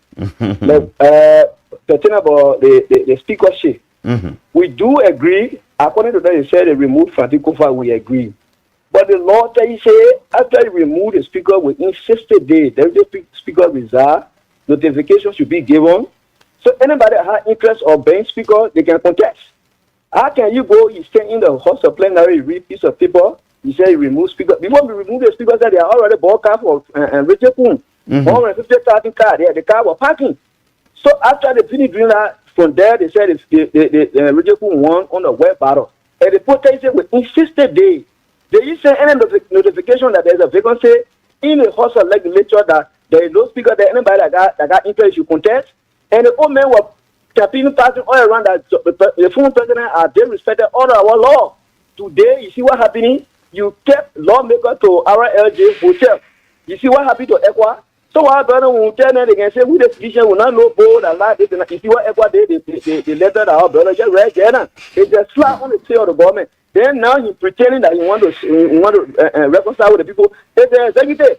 When the people were not, if we not the speaker, then that means our budget will pass illegally. Because the speaker is preserve our budget. You see what happened to the motorcycle? You think you say you want to rescue the Liberian people, taking 300 United dollars from the people. You say you must get all the requirements of driving lesson. When you get all the requirements from the man, that means the man is qualified to fly with a motorbike anywhere. That's why you take all that 300 US from the man, and then one person do group of people do something, buy the whole group. You know what people do to us? They put in the country to carry one of the Russell, not people. The angry man, the hungry man, the angry man. So they can the old man, the country is heavily divided into the United country yet. Their master is too much. Thank you for putting me the time. Thank you. Now I'll come back, read your comments, but let me say something. Something is going on, and it seems that President Boakai is giving a deaf ear to it, or maybe his advisors are telling him, say, no, don't do this, because things are not going well at some point in some areas in the country. Tomorrow, if time goes by, if all goes well, or when I'm back, I will talk about some issues at the National Public Health Institute. There are some hula balloons who've been there to be a sort of misunderstanding about vehicle theft and all of those. I will talk about it. But let me go to the University of Liberia. For the past few days now, since last week, sorry, I have a bit of cold. University students have been protesting, calling for orderliness in the country, calling on the president, His Excellency Boakai, to ensure that this man who lied on his credential called Dog Cooper should be removed as Inspector General of Commerce. It is hard time that in this country where, one thing, when Ellen was in power, one of the things that made Buffer Chambers and others to go against Ellen to leave United Party to come to CDC was because when Ellen won, they set up a committee to vet people's credentials. At the time, Moses Colley was in the legislature.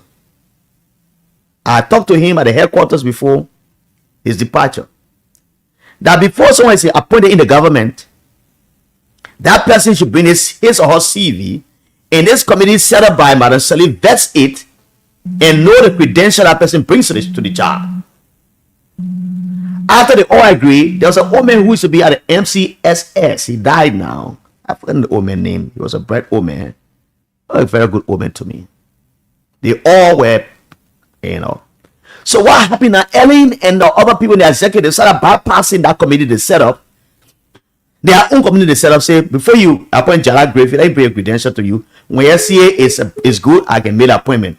So Ellen and the vice president then, Joseph Boakai, and others started bypassing that credential issue. All the phones are ringing. I'll take your call later. They started bypassing it. They bypass it. Then Buffer Chambers and others started getting very saying, oh, we said this thing that before you do appointment, you got to consult us and we should get you listing. Why are you appointing people outside the listing that we're giving you? It became a problem. You know what the reason why they set up that committee and Chief Yapaulo, Colley and others were there? It was because they want to bring property in society, property in governance. So that led to that was one of the problems that led Buffer Chambers to have left the Unity Party and Omer Colley. Now, I'm saying all of this to say that one man called Dog Cooper, who lied that he graduated from the University of Liberia, he didn't graduate. University recommended to you the president say this man is an academic foster. He's an academic foster. Go and dismiss him, prosecute him. Yet that man is a parading around here as Commerce Inspector General. This is based on morality. In other countries, once your name comes into public disrepute, into public tata, as it is, the first thing in other countries will resign to save their names. I remember very well a French national. he was contemplating to contest as president of France. Dominique Strauss-Kahn was noted. He was a man who was poised to be president of France amongst all the candidates. But the lady who was a refugee from Guinea, went to America, lived there, lied on this man and said this man had sex with her. He raped her. When that allegation came on Dominique Strauss-Kahn, he worked with the IMF at the time, the International Monetary Fund. The man, I think, was a vice president for the IMF. I stand to be corrected. Just by that allegation, Dominique Strauss-Kahn resigned his position at the IMF. He also did not stand for the French presidency. You see how people are pencil-minded? You see how people are pencil-minded? The man did not stay in the election. He also resigned his job. Sorry. After all the investigation was done, the people got to know this woman lied on this man. He lost his job. He didn't contest for the presidency. That's what we call morality in society. For your name to be saved from the press, everybody protesting against you, one old man like that, the best just resign and go sit down. You don't have a law broker to fire, you know, because I didn't see the political will by the president to fire in the first place.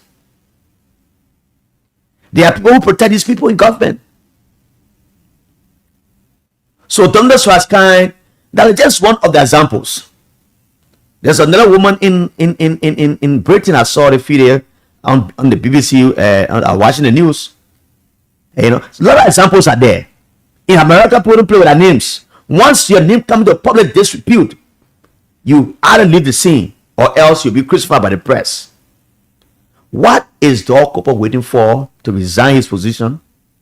And what is the president of Liberia waiting for to have him dismissed? It doesn't sell your country, it doesn't sell your government right. There's something wrong. There are so many assistant ministers and deputy ministers who have degrees. You study as an old man, go to school, then you want to lie, you want to jump and take a degree by force. The students will be protesting again tomorrow. They will be protesting. They said they will protest until the wisest thing is done. The wisest thing by the president is done. That Solomonic wisdom is applied. My guest should be on his way. 0770 0773 978 564 0773 419 502 0555 184 This man is an embarrassment to the Buckeyes government.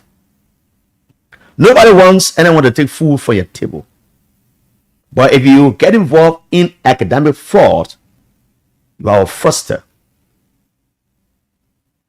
The people should treat you as such.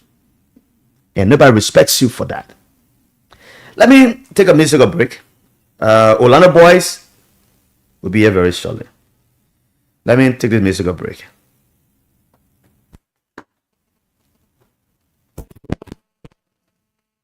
Sorry for that. Sorry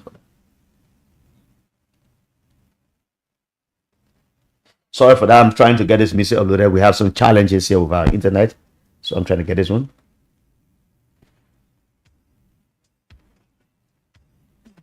When I start making love, I don't just make love, I be stroking.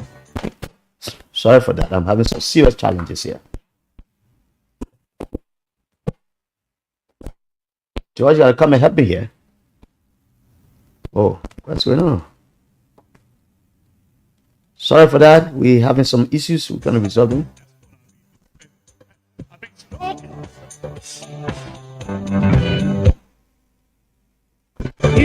And I spoke it to the west, and I spoke it to the woman. I love them.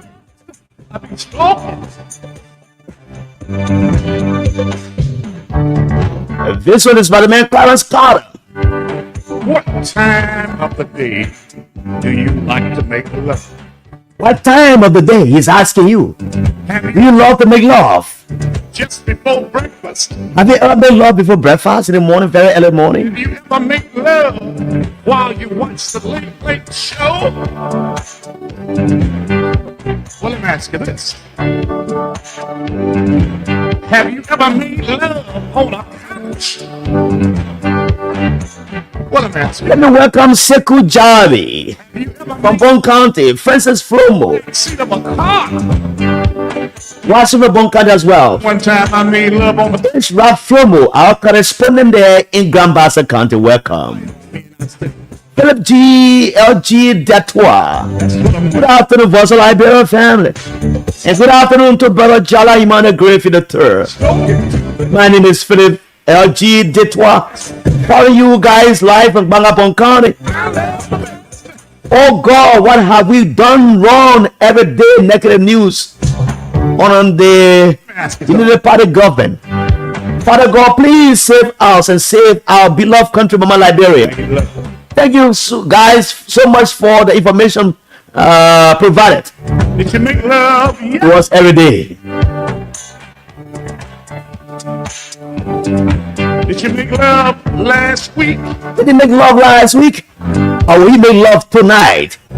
Did you make love last year? Did he make love last year? And that's a question I'm asking Orlando boys. When last did he make love? That you Parents Scott is here. But just remember. Jonah Colley, good afternoon, Voice of Liberia. My name is Jonah Colley. I'm watching from Swakoko, Bon County. Welcome and thanks for the show, he says. And Sekou Jabi, good afternoon, Brother Jala. And thanks very much for the show.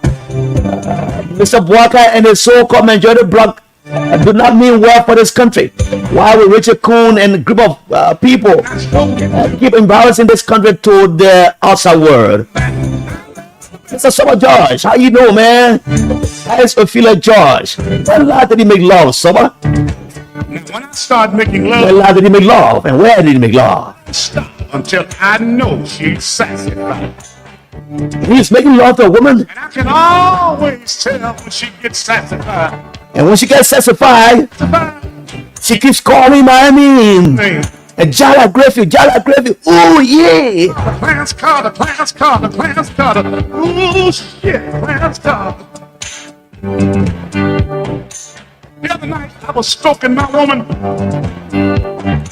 And it got so good to her. Where's the man Wasi Johnson, the stroker, man? Tell you what she told. Summer George. I close the door and walk away. Stroke it, Clarence Carter. Stroke it, Clarence Carter. And stroke it, Clarence Carter. And stroke it, Clarence Carter. And stroke it. God. Summer George, stroke it now. I mean, stroke it. I stroke it to the east, and I stroke it to the west, and I stroke it to the woman that I love the best. I mean, stroke it. We are giving more money out today. The cash giveaway is here. Star 799 hash. Okay, sled number 8 for Voice of Liberia. Level 100 LD and win $4,000. Star 799 hash. Okay, and sled number 8. As soon as our guest is seated well properly, it is logged into our system. We go straight to the business.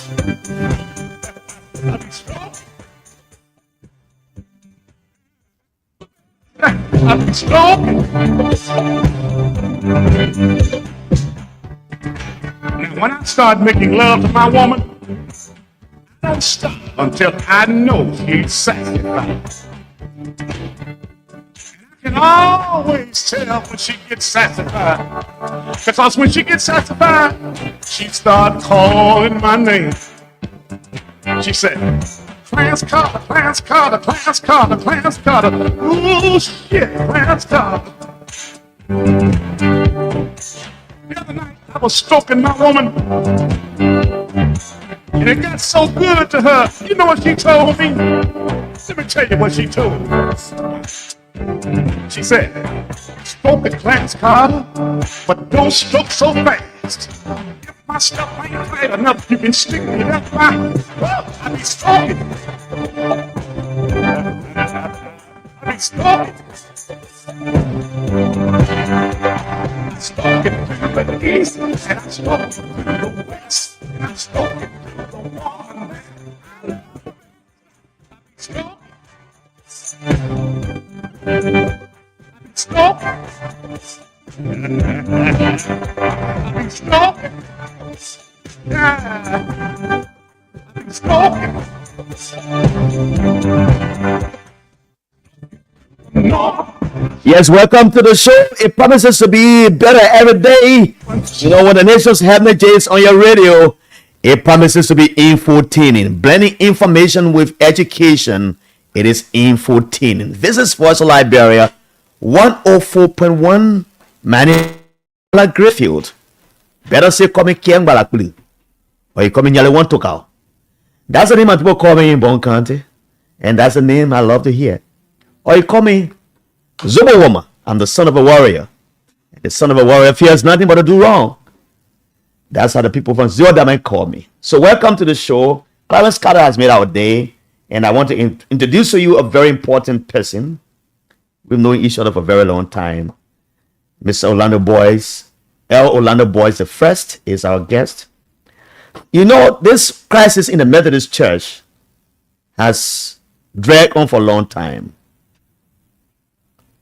It has dragged on and dragged on and dragged on. And the other time I saw a pastor of the church being dragged to the police station, and he was behind bars. Some of the members were arrested.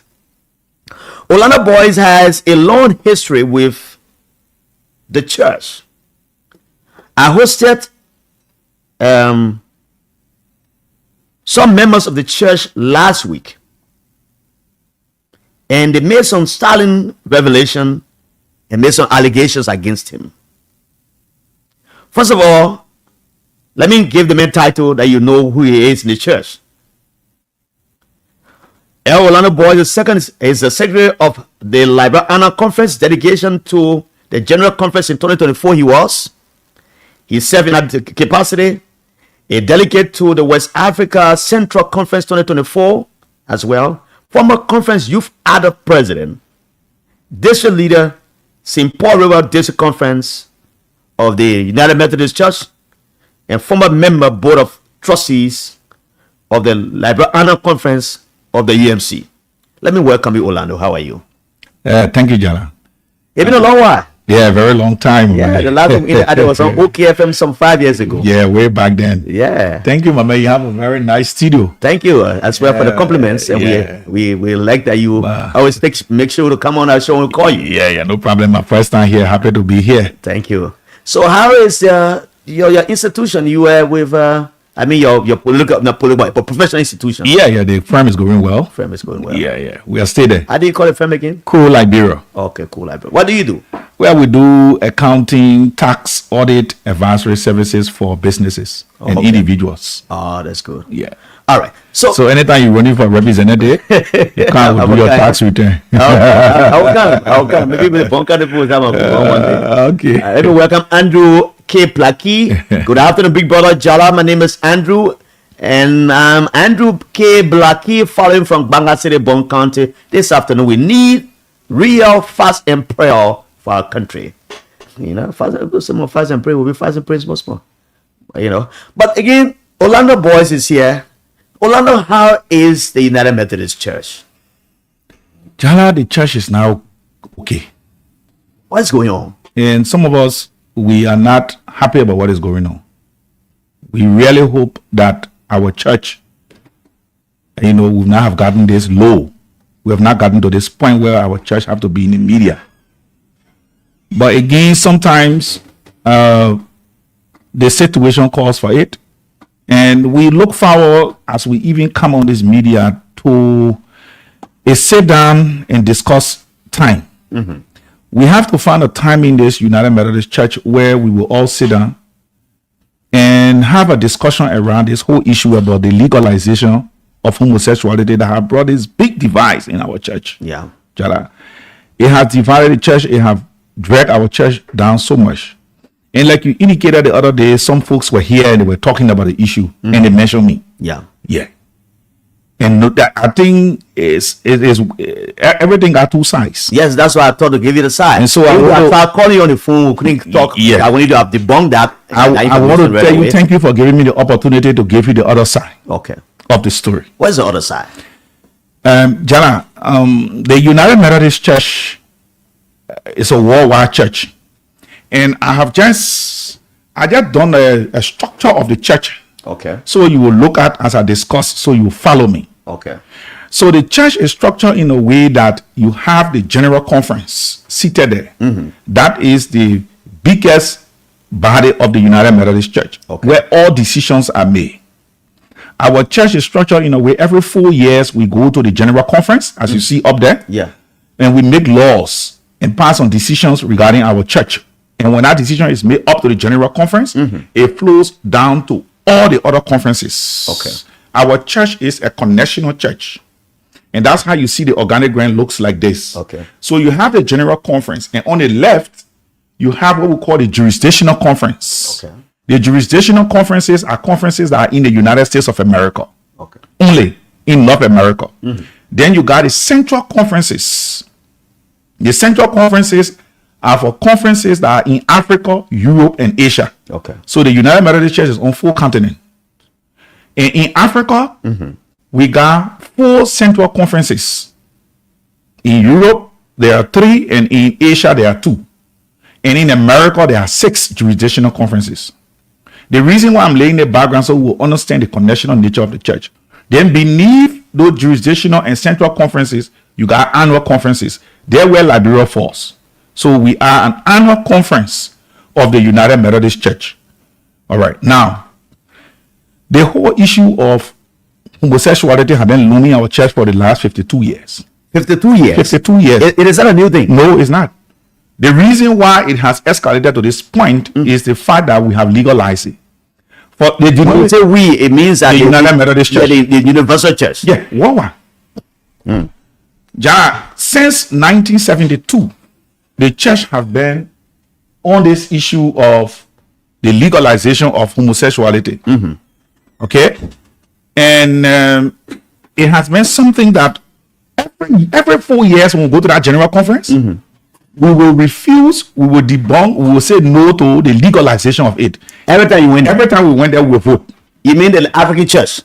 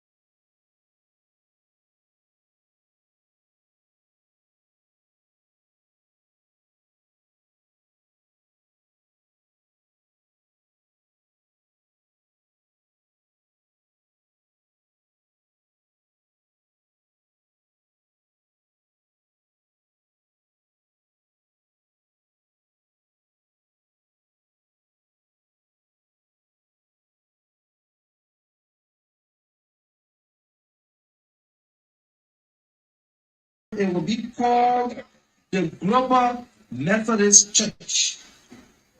The global meaning world, the rest of the world Methodist Church, the Global Methodist Church. It will not be called United Methodist Church.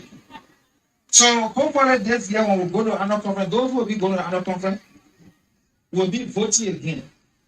Because I will go to the general conference and the bishop will be asking me, what place you are standing? What place you standing, Bishop Choir? I say, oh, if we change the definition of marriage between one man and one woman, and we say marriage are between two adults, which means 2 men can get married, 2 women can get married, then I will not be with that group that say marriage that union between 2 adults. I will go back to my traditional definition of marriage. Because when God made this world, He made them male and what? And female. The time that God put Adam to sleep, you listen to this story. We don't know how long Adam was sleeping for. But when Adam woke up, God brought up that creature that God had made to him. And when Adam saw that creature, he took a deep breath. He said, at last, I have seen bone of my bone and flesh of my flesh. You know how long it took for God to make woman? Then another man will see, another man will have V and have feelings and what happened. Listen.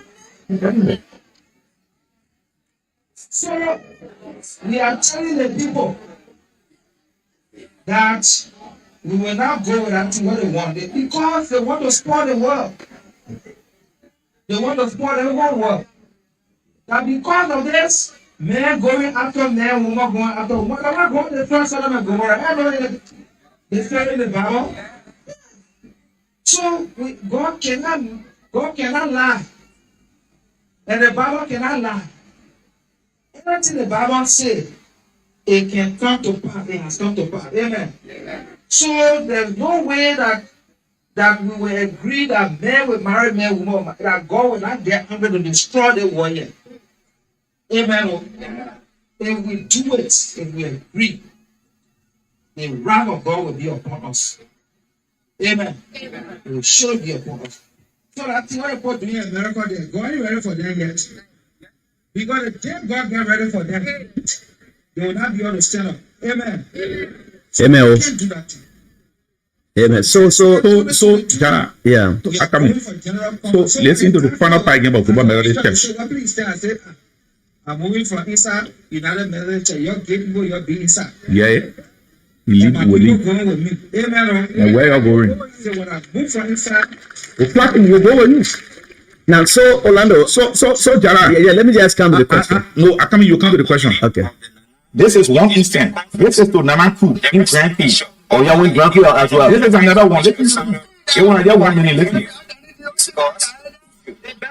we confronting the church globally. They still want to be united. Let's leave them. Let's move from there.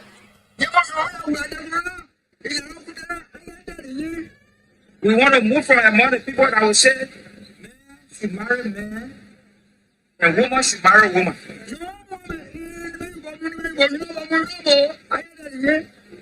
And so they formed a committee.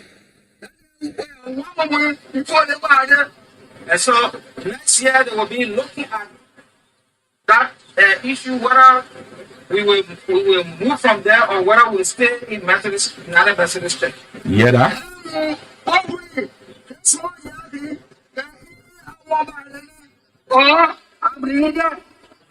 So let me ask you, Listen to the question. do you want us to remain as United Methodist Church where we will marry men and men together and women together? You want Okay, John. It's an affirmation by the people that they don't want no gay thing in the church. They don't even want to be part of the church. But who brought it up? So now that's a question I want to ask. Why now all of this noise? Since you said this has been around for the last 51 years, and then now it is coming up again in its political fashion. Jana, do you feel somebody is playing politics with the church? No, Jana, my point is, even whatever politics that is being played, right? My point is, you are our head in Liberia. You say when they legalize homosexuality, you leave. We leave. So why are we not, what are laws in Liberia for? Yeah, you say when we leave, where we'll go? Go to the global Methodist Church. Yeah. We want new denomination. We'll be part of it. So why the noise? So let me ask Orlando. So the Global Methodist Church that was founded, you say, in 2021? 2022. It was as a result of the same-sex marriage that broke away. Yeah, so it's a denomination by itself. It's a denomination by itself. It's a new denomination, the same Methodism, the same way we do the United Methodist Church. So in a worst case scenario, where if this thing comes to your throat, right now they say they will legalize in Liberia, you go to the Global Church? No, John, my point is not about legalizing it in Liberia. And I understand the issue. I understand. Even if they don't legalize it in Liberia, right? If we cannot adjudicate this matter as a church that we say we're going to leave, someone will make a decision. Okay. We'll get to that point. That's what I'm saying. But the fact of the matter is, what is causing the split and the noise? What is it? Because the vision has said he will leave, we will all leave the United Methodist Church because homosexuality has been legalized. Now he's saying we should stay. Some of the people say no, you told us we'll go, we won't go. Yeah. That's the noise. Oh, okay.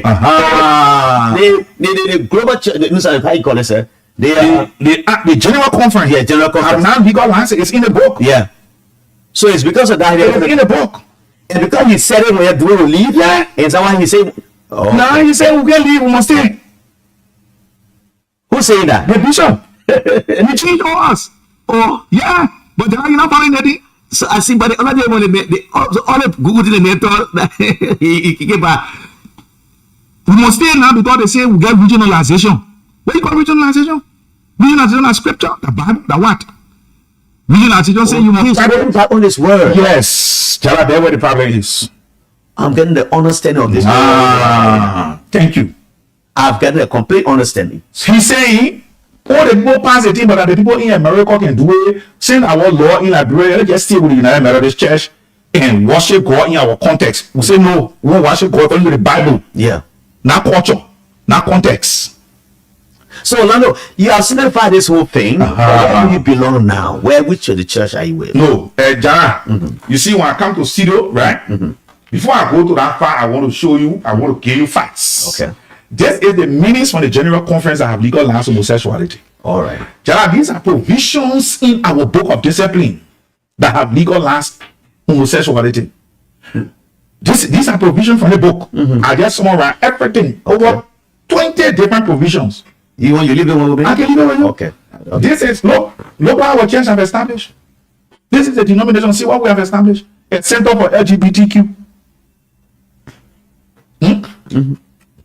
So now that you've told the thing have been legalized, they've opened LGBTQ center in the church. In general, for the sake of the public, what is it? The center? The LGBTQ Center for what do you mean LGBTQ? Lesbian, gay, bisexual, transgender, queer. Yeah, are we the same? Lesbian. The United Methodist Church will get center for lesbian, gay, bisexual, transgender, queer. What?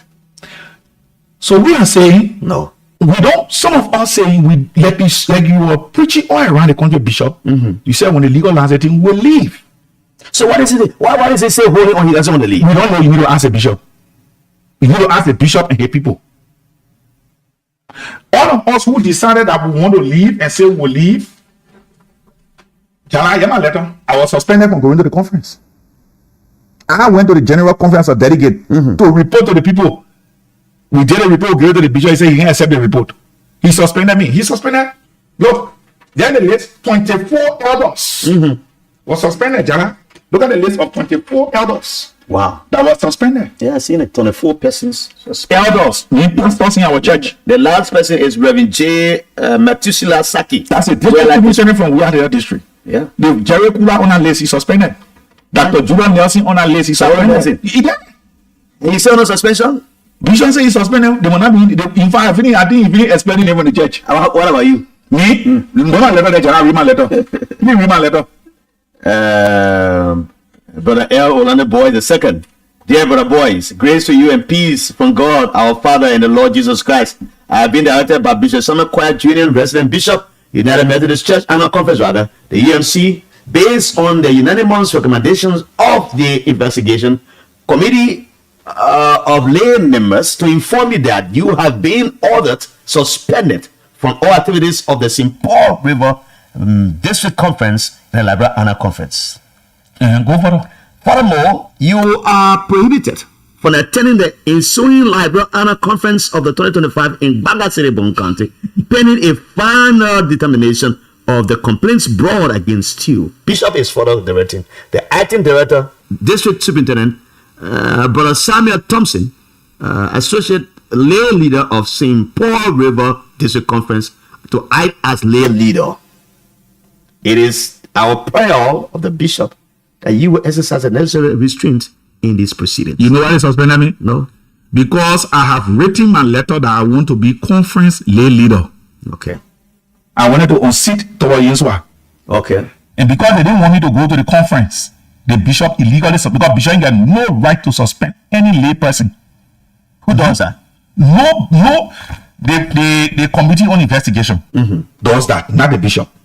Now, how do you know they violating the laws of the church? You just to silence some of us. But I didn't go to the conference in Jala. I can't disrespect the bishop. All I did, I went to the court. I put an injunction, and we're going to the Supreme Court tomorrow for the court to look in it. Yes.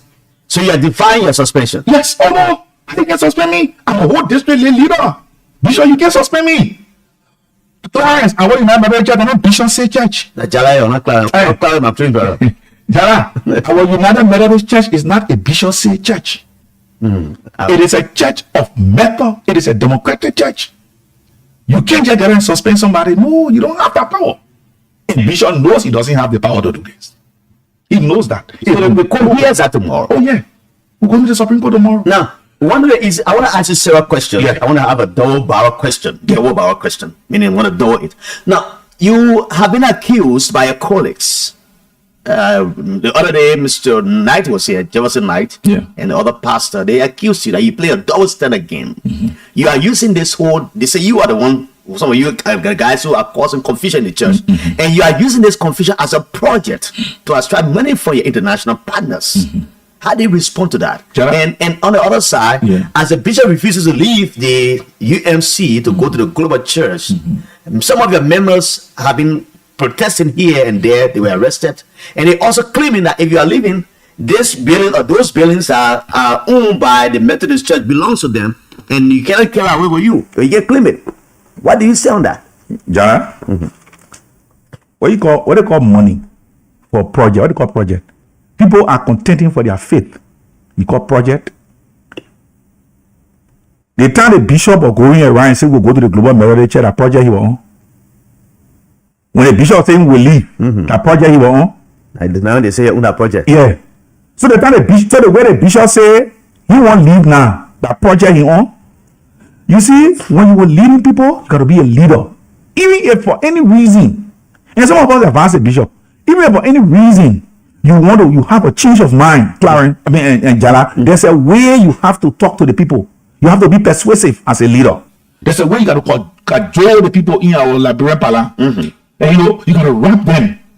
Even if you get different agenda, but you can't come and take your switch. When you tell us we'll leave, then you take your switch, you start beating everybody and say, you'll stay. The people say no. Then you say, oh, because people give you money to leave. People are contending for their faith. Homosexuality is illegal. It is against the Bible. But what can you expel the bishop? You have the power of the whole church. If one man stands against the will of God, and you think that it is against your belief as a Christian or Christian, and you let him go. No, Jana, in our United Methodist Church, our bishop, we respect them. We gave them power and we protect the power. Is he bishop alive? No, until he reached retirement age. What for 12 years. Okay, for Africa here, they elect the bishop for 12 years. Okay. Bishop Kwaya was elected 2016. His reign ends 2028. Okay. Nobody can remove a sitting bishop unless another bishop. You hear what I said? He go for election? Yeah. No, he can go back for election. I mean, do your process now. Yeah, they do election for bishop. Okay. But what I'm saying, listen to my word. Nobody can replace a bishop, whether dead or alive. unless a bishop. Okay. So all that thing you're talking, Jerekura are not bishop, so you can replace that of choir. I mean Bishop Choir. Nelson, Rosie, they're not bishop. Labla, they are not bishop. So they cannot replace choir. Even something happened to bishop today, he became incapacitated. Nobody from Liberia can become bishop. They will send another bishop from the council of bishop, right, to preside our Liberia.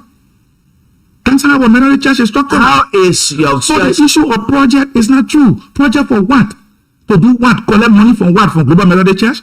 I don't even know anybody in Global Methodist Church to go collect money from them. So does that church exist right now in Liberia? Oh, it's incorporated.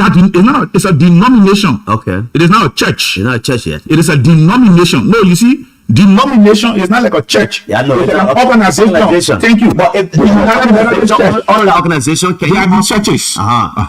So what these churches are saying now, that look, Bishop, since you have told us we leave, but now you change your mind, we don't want to change our own mind. We won't go. We don't want to be part of the United Methodist Church again. He said, no, you can't carry the church building. You can go, but you can't carry the church building. But we build our building. Yeah. When it comes to the United Methodist Church, the United Methodist Church do not own property. The United, all of them know. And I can prove it to you in the book of discipline. Okay, let me convince me. Let me see. Convince the listening audience. Thank you. The United Methodist Church do not own property. What do you own? The United Methodist Church, they don't own property. You own the human being? It's just a denomination of fellowship. Okay. Under which group of people come together under the name of annual conferences. It is the annual conference that own property. Not the United Methodist Church. So don't you think that the bishop is doing all of this because this church is established, you have all these structures on ground and all of those, so he doesn't want to leave all of those and go. So I will give you the demarcation of the property. Okay. But just read where I've highlighted under the provision under 25:12. Please read it for the public. Okay. It says the United Methodist Church is subject to the provision of its discipline. Titles are not held by the United Methodist Church or by the General Conference of the United Methodist Church, but instead by the incorporated conferences, agencies, or organizations of their denominations, or in the case of incapacitated bodies of incorporated bodies of the denomination. Thank you. Yeah. United Methodist Church do not own property. You got it already? Yeah, I got it. I got it. So that's one denomination. How come you don't want to find that denomination? That every Methodist Church, nobody taking United Methodist Church property. Here's the story. The United Methodist Church has honored the Liberia Annual Conference. That's how we can say the Liberia Annual Conference of the United Methodist Church. That's how our church is. The Liberia Annual Conference own property. Okay. The properties that are owned by the Liberia Annual Conference, I should tell you what are the properties that they are named on, that they own D and title. You see CWA. You see JJ Robert. Yeah. You see the Methodist Center there. Yeah, on the where all that land are, where you got a Boulevard Palace Hotel. You see the Clarendon property. You see the mission stations, right? In the rural counties. Yeah. You see the hospitals. The building that the United Methodist Church property. You see the vacant land and things that they can use to people. That the United Methodist Church. Where do these proceeds go? You collect for all of these churches, or those land and other things. They go to the use of the church of the Liberia to run the Liberia Annual Conference, not the local church. These local churches, right? Jala, you know local churches, right? You are here, I'm here. You are Jala, I'm Orlando. We decide we give our land to the community. Okay. So we give it to Orlando and Jala community. Orlando and Jana Community United Methodist Church. That we put it on the D. 72nd United Methodist Church. Thank you. The people of 72nd in our community United Methodist Church. But man, you know, they say the United Methodist Church don't own property. It's just a denomination name. Yeah, Church. Those who are united. Did they say those who are Liberia Annual Conference? No. Thank you. So that the people, the one people don't understand. The United Methodist Church is an affiliation. They don't own property in the book of discipline. And they know it. But now they come after the people of churches. You people pray that church, you know what they say? I will bring my church to you so we can do ministry. Because I believe in your doctrine as a church. I believe in your teaching. Right? But your doctrine now have changed against the Bible. So I don't want to be a part of you again. All the people are saying, Jana, I want small the church building that they want to and go that the property building. The people behind your name, your building, your school, they see that here, the JJ Rabo. The people are after you for it. So the big structures, You are no conference. They are property. and they are small churches. You are what churches agree them want to add it to them. So you want to get all the people you want there, you want to the You small want to small church. But the people say, I want to come. And meanwhile, listen, the people built the churches, Julius. The people built their churches. Some of the churches, right, were even established before the United Methodist Church was founded. For my church, 1875. Wow. 1875, my church. When the United Methodist Church was founded, 1968. 1968, we didn't have the first Methodist Church already yet. It was not here. It was here. But those people decide to join with you because they believe in your vision, in your faith, in your doctrine. But if your vision and your doctrine and your faith have changed, and they don't want to be with you, take all your property, you get a general. I don't see this crisis come to an end anytime sooner, Orlando. By the grace of God, it will come to an end soon. Because that's why a lot of people don't understand in this country. They say, oh, you're taking the poor property. Who taking the property? They got all their mission stations, they got all their land, they got all their buildings, they got all their structures. Again, Orlando. Yes. You got all your big churches, your big buildings. Yeah. You are leasing the property to the people. They leave it us. Yeah. So they lead our area of your in the nobody taking the blue churches. But they pay the fire, the congregation say we won't be part of you, but in the congregation won't. They say we must share, and the congregation pay their own pastor, Julius. The congregation pay their own pastor, Jana. The congregation pay their own pastor. Besides that, the congregation pay 10% of their income every month to the Liberia Annual Conference for support. Wow. Every month. That is a big denomination. Jara, every Sunday, how much you raise in your local church, you are to take 10% of that amount and carry it to the annual conference and pay at your quota. Wow. Every month. So what are you talking? The local churches support the annual conference. Now, so Orlando. Yeah. Why they say that? This have a lawsuit in the church. The other time when I spoke to Jefferson Knight and others, yeah, they were talking about going to court. They've gone to court. They have reclaimed some of these properties. Why the property the people local church? That the court has ruled in their favor. No, they name a church in Carwell. They name another church in Bon County that the court has ruled that it belongs to the church. It doesn't belong to those individuals. Sarah, my serial court can handle any issue. But the company ruling. No, I'm saying magisterial court can handle any issue. No, listen, what the rulings are here. They didn't say the rulings are clear. He just making a publicity stunt about it. The magistrate have said until title is established, right? The people who in the congregation, you go back to the church, you who in your congregation, you go there and see how you can iron it up. But until the property thing is established, the church is a United Methodist Church because nobody submitted deeds. The deeds are coming. When the deed come with, the court will know who owns the property. The United, and guess who's suing on behalf of the United Methodist Church? Who's suing? The bishop. Oh, the bishop is just suing the people. Yeah. Look at the court personal rates. The United Methodist Church buying two Bishop Samuel Choir. Bishop Choir is not a member of our. I didn't have a time to speak to Bishop Choir myself. I didn't have time to speak to him. The bishop is not a member of the annual conference. If you just join us, this is Bits and Pieces on Voice of Liberia. My guest is Mr. L. Orlando Boyce. First, he is our guest here. He comes from the United Methodist Church. You know, there's a crisis in the church, global church, and UMC as well. And so Bishop Choir is at the center of this attraction. You can listen to his exposé on these matters. Last week, we had Jefferson Knight and another pastor from the same Methodist Church here. They provided a side of it, and he was accused of so many things. He has come to talk about them, and yet he's opening some very good information to us who are not being able to benefit from this information. If you want to take part on the show, you can call us. Our lines are open. We'll open the line a few minutes from now, but call us on 0773 419 502 0555 184 Then the female number is 0773 978 564. We are heard in Bon County, in Grand Bassa, in Nimba, in Magibie, in Lofa. All the lines are open. You can call. If you are a United Methodist person, call us and talk to Orlando Boyce. He will give you all the information that you need. Let me take this first caller and see who is he. Hello, welcome. Let's hear you. You are on Voice of Liberia. Welcome. Let's hear you. Hello. Hello? Hello? Hello? Yeah, I'll get it. What's it again? Yeah, I said, good evening to you and your studio guests. Good evening, sir. Welcome.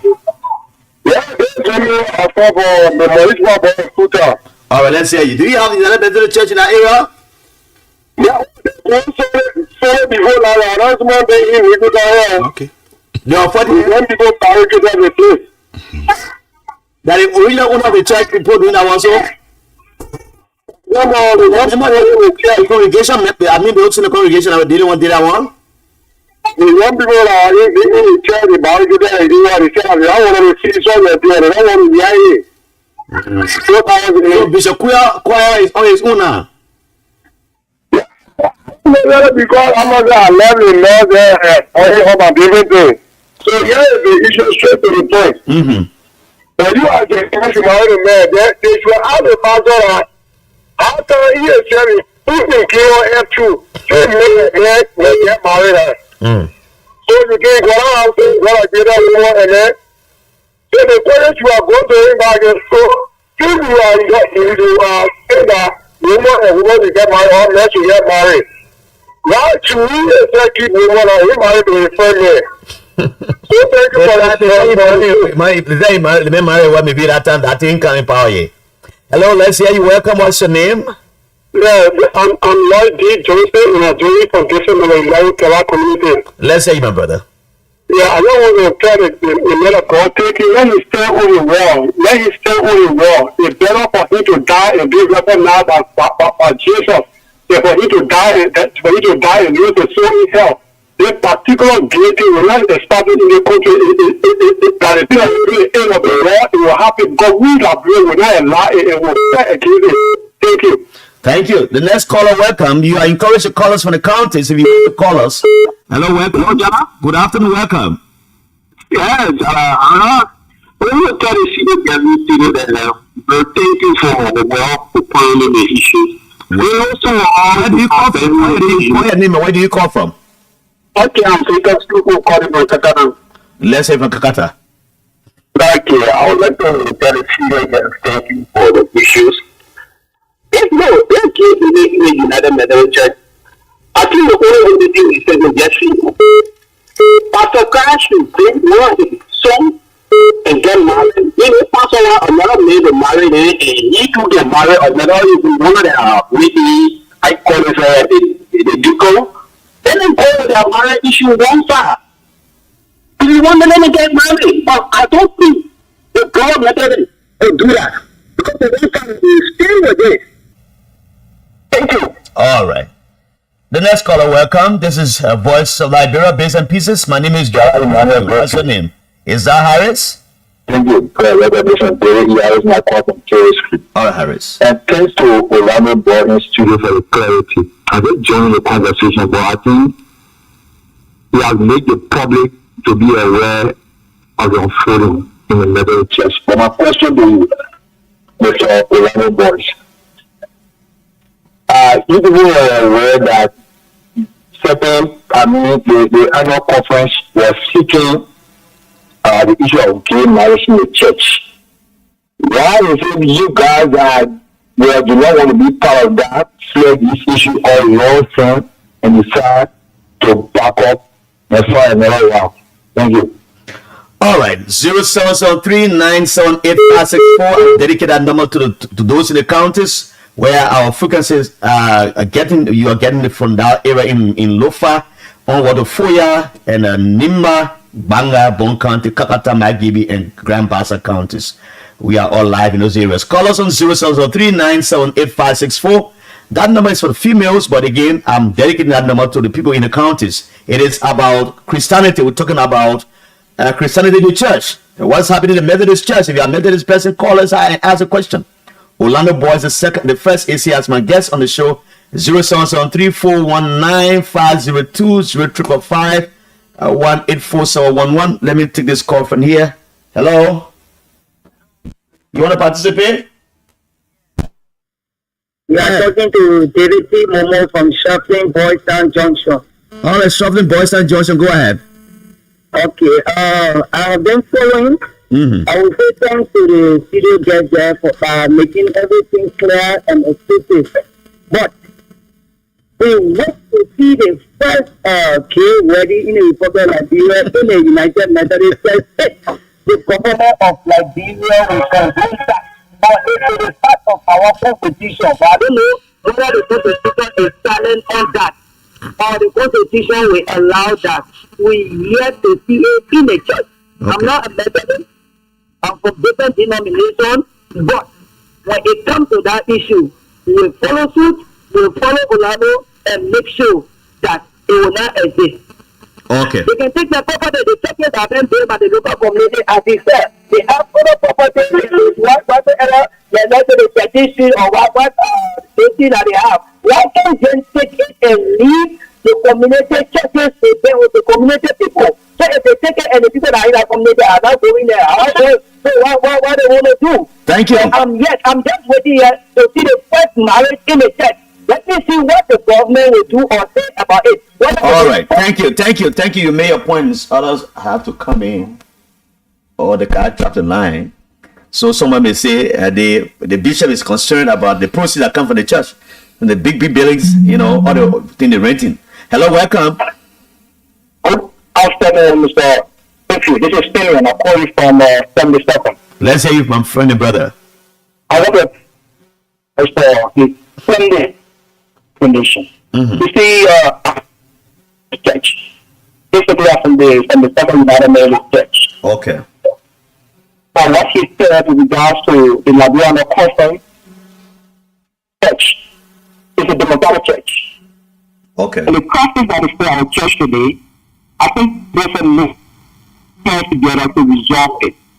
You see, from the Second United Methodist Church where I'm from, that church was built by ourselves. The last people with a dime built that church. So when there's practice and we still want to leave the church, the issue of faculty should not be an issue because they are not confident they're not going to look at church. Like you said earlier. So I must appreciate him. So somebody asked me the other day, if there's a breakaway in the church, if you are in the church and you are dissatisfied with some doctrine being taught in the church, and you say you're breaking away, will you say you want a building at the point you see it, or will you go and establish new building and build new building and worship in there? And we got it wrong. The law forgot away. All right, thank you. Yeah. Thank you. Let me take the next caller. Welcome. Let me take this caller here. Welcome. Hello, welcome. Hello. Hello, welcome. How are you? Yeah, this is I'm calling from my real office. You're calling from your office where? Go ahead, let's hear you, Agatha. I'm calling from Town. All right, so let's hear you. I want to ask a question. And yesterday the bishop said, yeah, go ahead, listen to you. And he said, the bishop said, if you go to the general conference, and the people decide to sign again, right, we all will go to Global. Yeah. So if all of us, the good bishop are going to go to Global, we are going to leave the church with, as my question. Okay. Thank you. The next caller is here. Let me take this one. Let me take this call. Hello, welcome. John Keon? Yeah, John Keon. John Keon, is it a controversial John Keon? John Keon is not controversial. John Keon, my brother, yeah, John Keon is staying on the side of the law. John Keon, I put your lemon, brother. Go ahead. He said each other to salary and everything for them. This is why you. But we're talking about church politics now. Go ahead, let's hear from you. Yeah, okay, God, thank you. The church should be of Jesus Christ, and it should always remain with Jesus Christ. Any unfacted be introduced or decide to be perfect or brought in that should be rejected and should be denied. And the body of Christ should not go that way. In so doing, if it is true that the church in Liberia, they should surely break it and never allow it because it is the body of Christ. Or else many people be judged and will not see the face of Christ. So our person objective of serving being a Christian is to serve Jesus and live with him in the time when he shall come at the part of rapture, where he will be taken up and choosing people, and we should not enter into hell, but we be in heaven. Except as his people. Thank you very much, God. Thank you for coming on the air. Again, my name is Anthony Sale. All right, thank you so very kindly. You'll be the last caller. I don't think I'll take any more call. I want to do something very quick. Then I come back to Orlando, Mr. Boyce. Holds everything in us, and I pray that tonight you.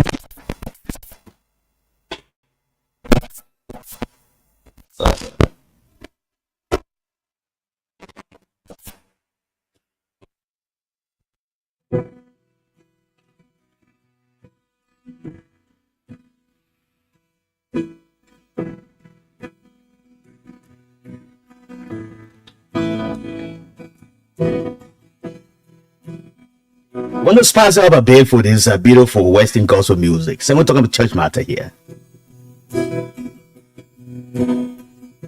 Juju One Way, welcome to the show. He said, I'm following from where I didn't know. Andrew K. Blackie has joined us. Jonah Colley is joining us as well.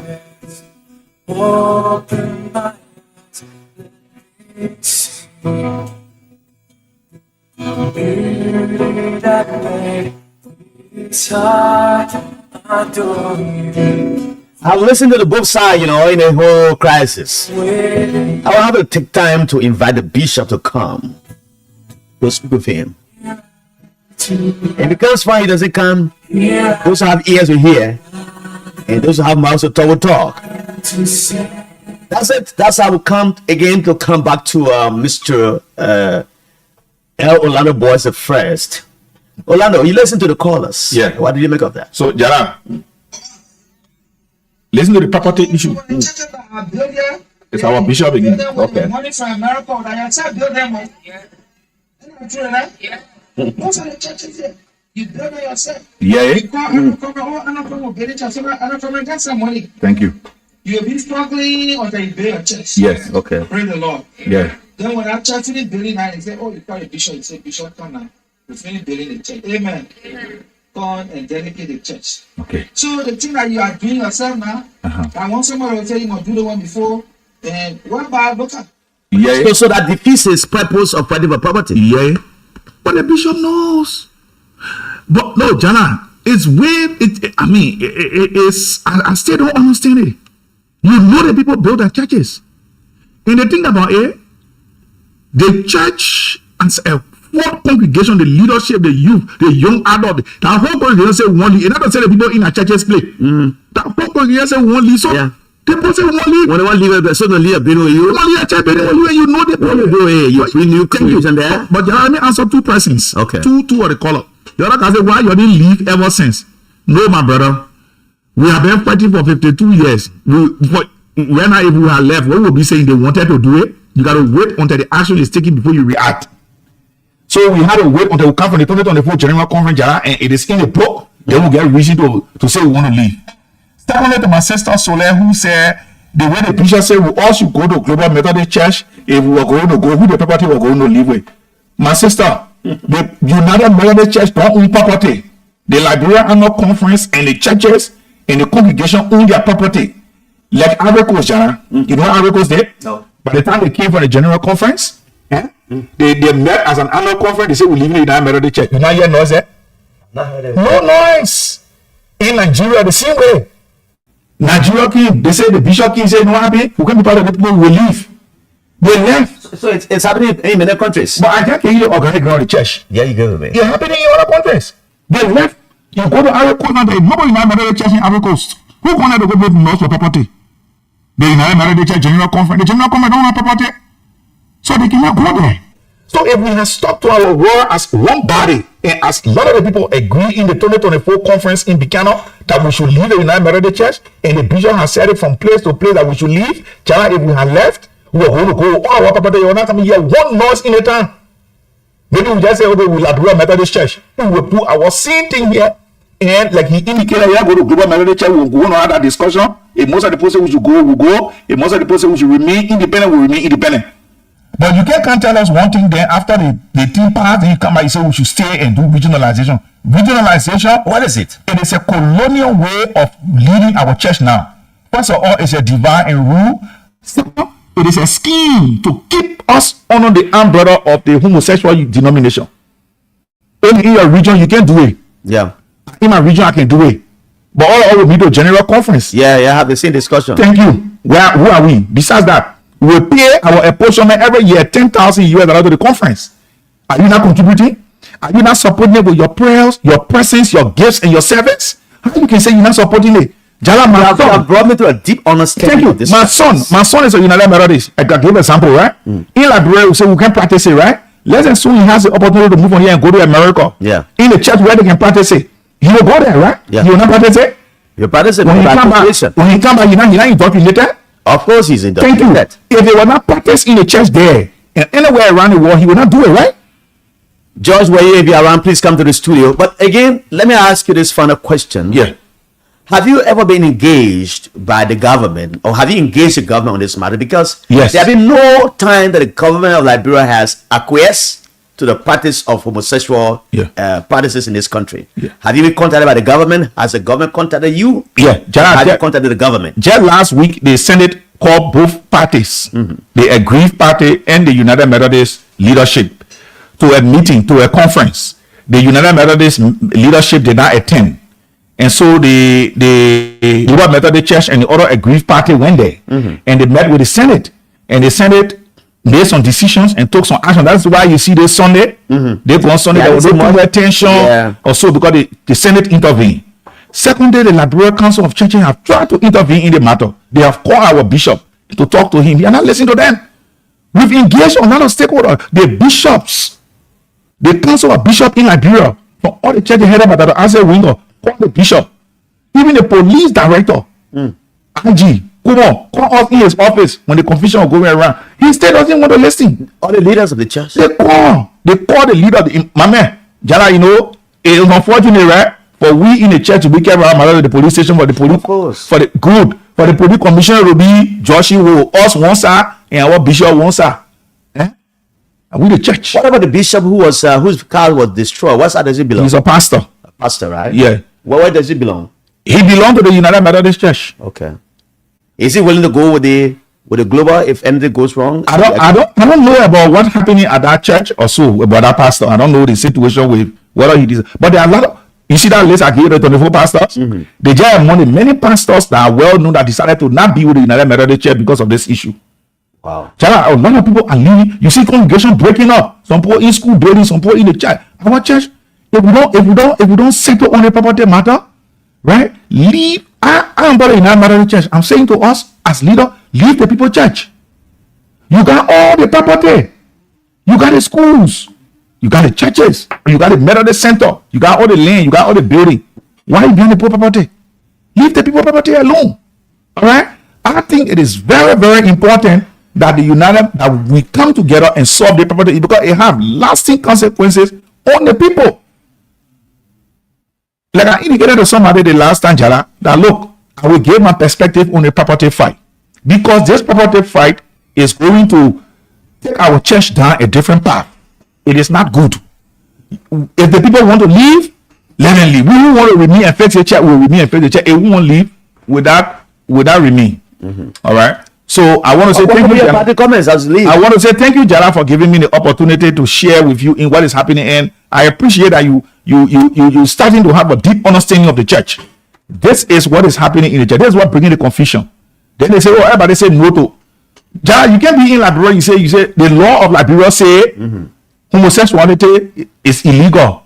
Why we should be part of this church that have legalized it? Why would you be part of the church that legalized it? Homosexuality is not only about marriage. It's not about two people coming together to get married. It is a doctrine. It is a way of life. Right? It can be impacted into our society in many ways. Imagine some of us who are young. If we have grown up knowing the United Methodist Church is a church that you practice homosexuality in. You know where we have been today? You know where we have been? We go to general conference, we go there, and it will be discussing, we'll be talking. Right now, as I speak to you, Clara, a gay bishop can come here and preside over you. A gay pastor can come here and preach. A gay pastor can give you communion. Thank you, Orlando. Orlando boy. Thank you. The first Orlando boy is the first. He comes from the Methodist Church. There being a big confusion in the church. And the other side of the divide was here last week. We were given airtime. They came to talk about it. Now today, it is the other side who has come to provide information to the Liberian people. As I said earlier, I've gotten a deep understanding of what is happening in the church, even though I'm not a member of that church. Let me welcome Blessed Prince E. Kamara to the show. We have some issues here over internet now, and we're trying to connect it. So I will just close here. My name is Jala Grayfield. Eric Tama will take over from here as I leave. Have a good day.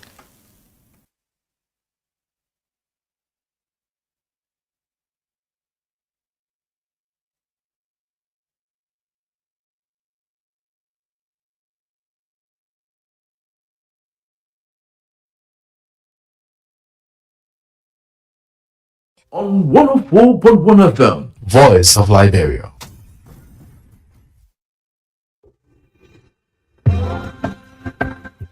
Life is a gift that has been given to you. It is in your hands to make the best out of it. Dare to believe that you can. Through the ups and downs, you will find a lesson to learn that will make you a better person. Each experience, good and bad, makes you grow. Get along with life, and surely things will become easier for you. Live for today and enjoy every moment. Capture the best that life has to offer you.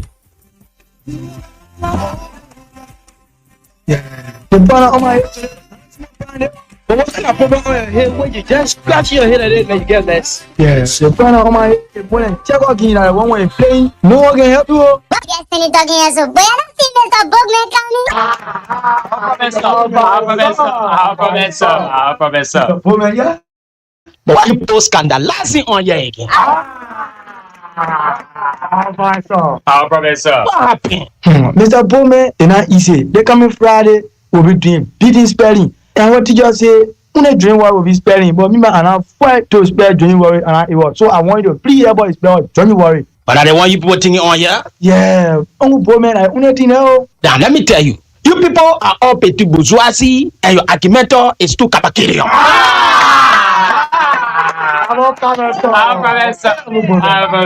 Oh, Bowman, what you trying to say? What do you want me? I mean, your argumento is too capacurium.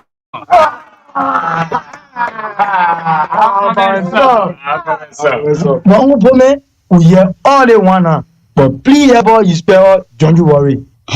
Tapi I want to do. I really live in a community. Africa.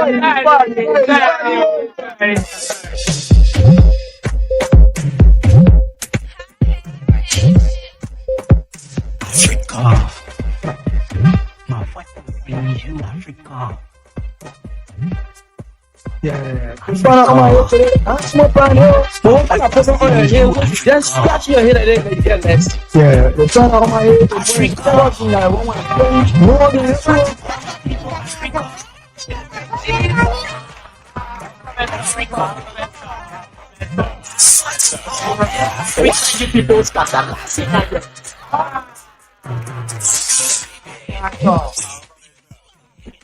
Mr. Bowman, it's not easy. They coming Friday, we'll be beating spelling. And what teacher say, only dream what will be spelling. But me and I fight to spell Johnny Worry and it was. So I want you to please about spell Johnny Worry. But are the one you putting it on here? Yeah.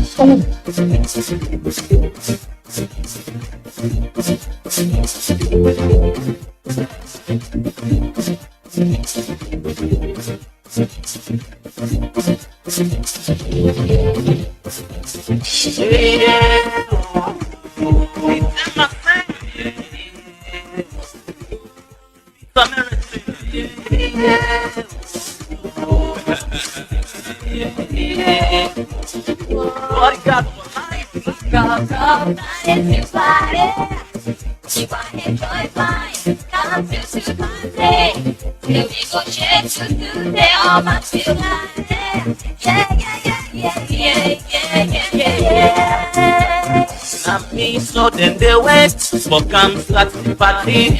We arrive, all man arise. Look them sexy lady, look them tasty lady, them fine, now so they sabi wine. If I watch on a eye, hey, before the eye go fright, I dey watch like a for don't step and die. I see short skirt, hey, the mini skirt, oh, who swap for dance with 20. Okay, folks, you turn right to the FM service, a voice of Liberia, 104.1 FM, and you do broadcast. And we do broadcast to you from the nation's capital, Monrovia. You just listen to the program Bit and Pieces right on this FM dot. So let me say welcome. My name is Eric. I'm here with you up to tomorrow morning. And don't forget, I'm giving out money. The cash giveaway is on. I'm giving out $4,000 today. So, and I'm also giving a surprise for the highest player. So keep that in the show code is star 799 hash. Again, star 799 hash. You are playing with just 100 LD or 70 cent USD, and we win yourself 4,000, right? So keep that in the show code star 799 star 799 hash. Select number 8 for Voice of Liberia. You just play with just 2, that's 100 LD or 70 cent USD. So the more you play is the better your chances will be to find part of the draw, right? Yeah, so keep it on, keep dialing the code star 799 hash. Select number guess that number 8, right? Maybe you have a form and you want to play, you don't know how to play it. So all you need to do, pick up your phone. First you need to be a Lone Star self-subscriber, right? And add the mobile money on your account, and you're playing with just 100 Liberian dollars. That's why you're playing with, right? So this is that you dial the code star 799 hash. You select number 8. Play with just 100 LD or 70 cent USD, and you win yourself 4,000. So we are giving more money out today. We are giving out more money out today, right here. Show me your motion, my woman. Show me your motion, my woman. Show me your motion. We talk about it to party. If you want to enjoy fine, come to party. Till we go share to do the all my feel like yeah. Let me rock party to party. If you want to enjoy fine, come to party. Till we go share to do the all my feel like yeah.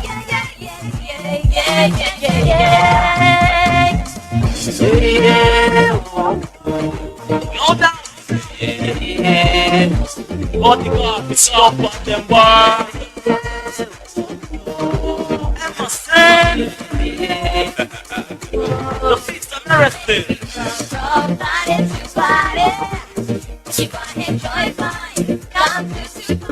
Once again, let me just educate you how to play the cash giveaway. As I said, we are giving out 4,000. I have about 200,000 I'm giving out today, and to be a part of the cash giveaway, play with just 2. That's 100 LD, and this is just the code.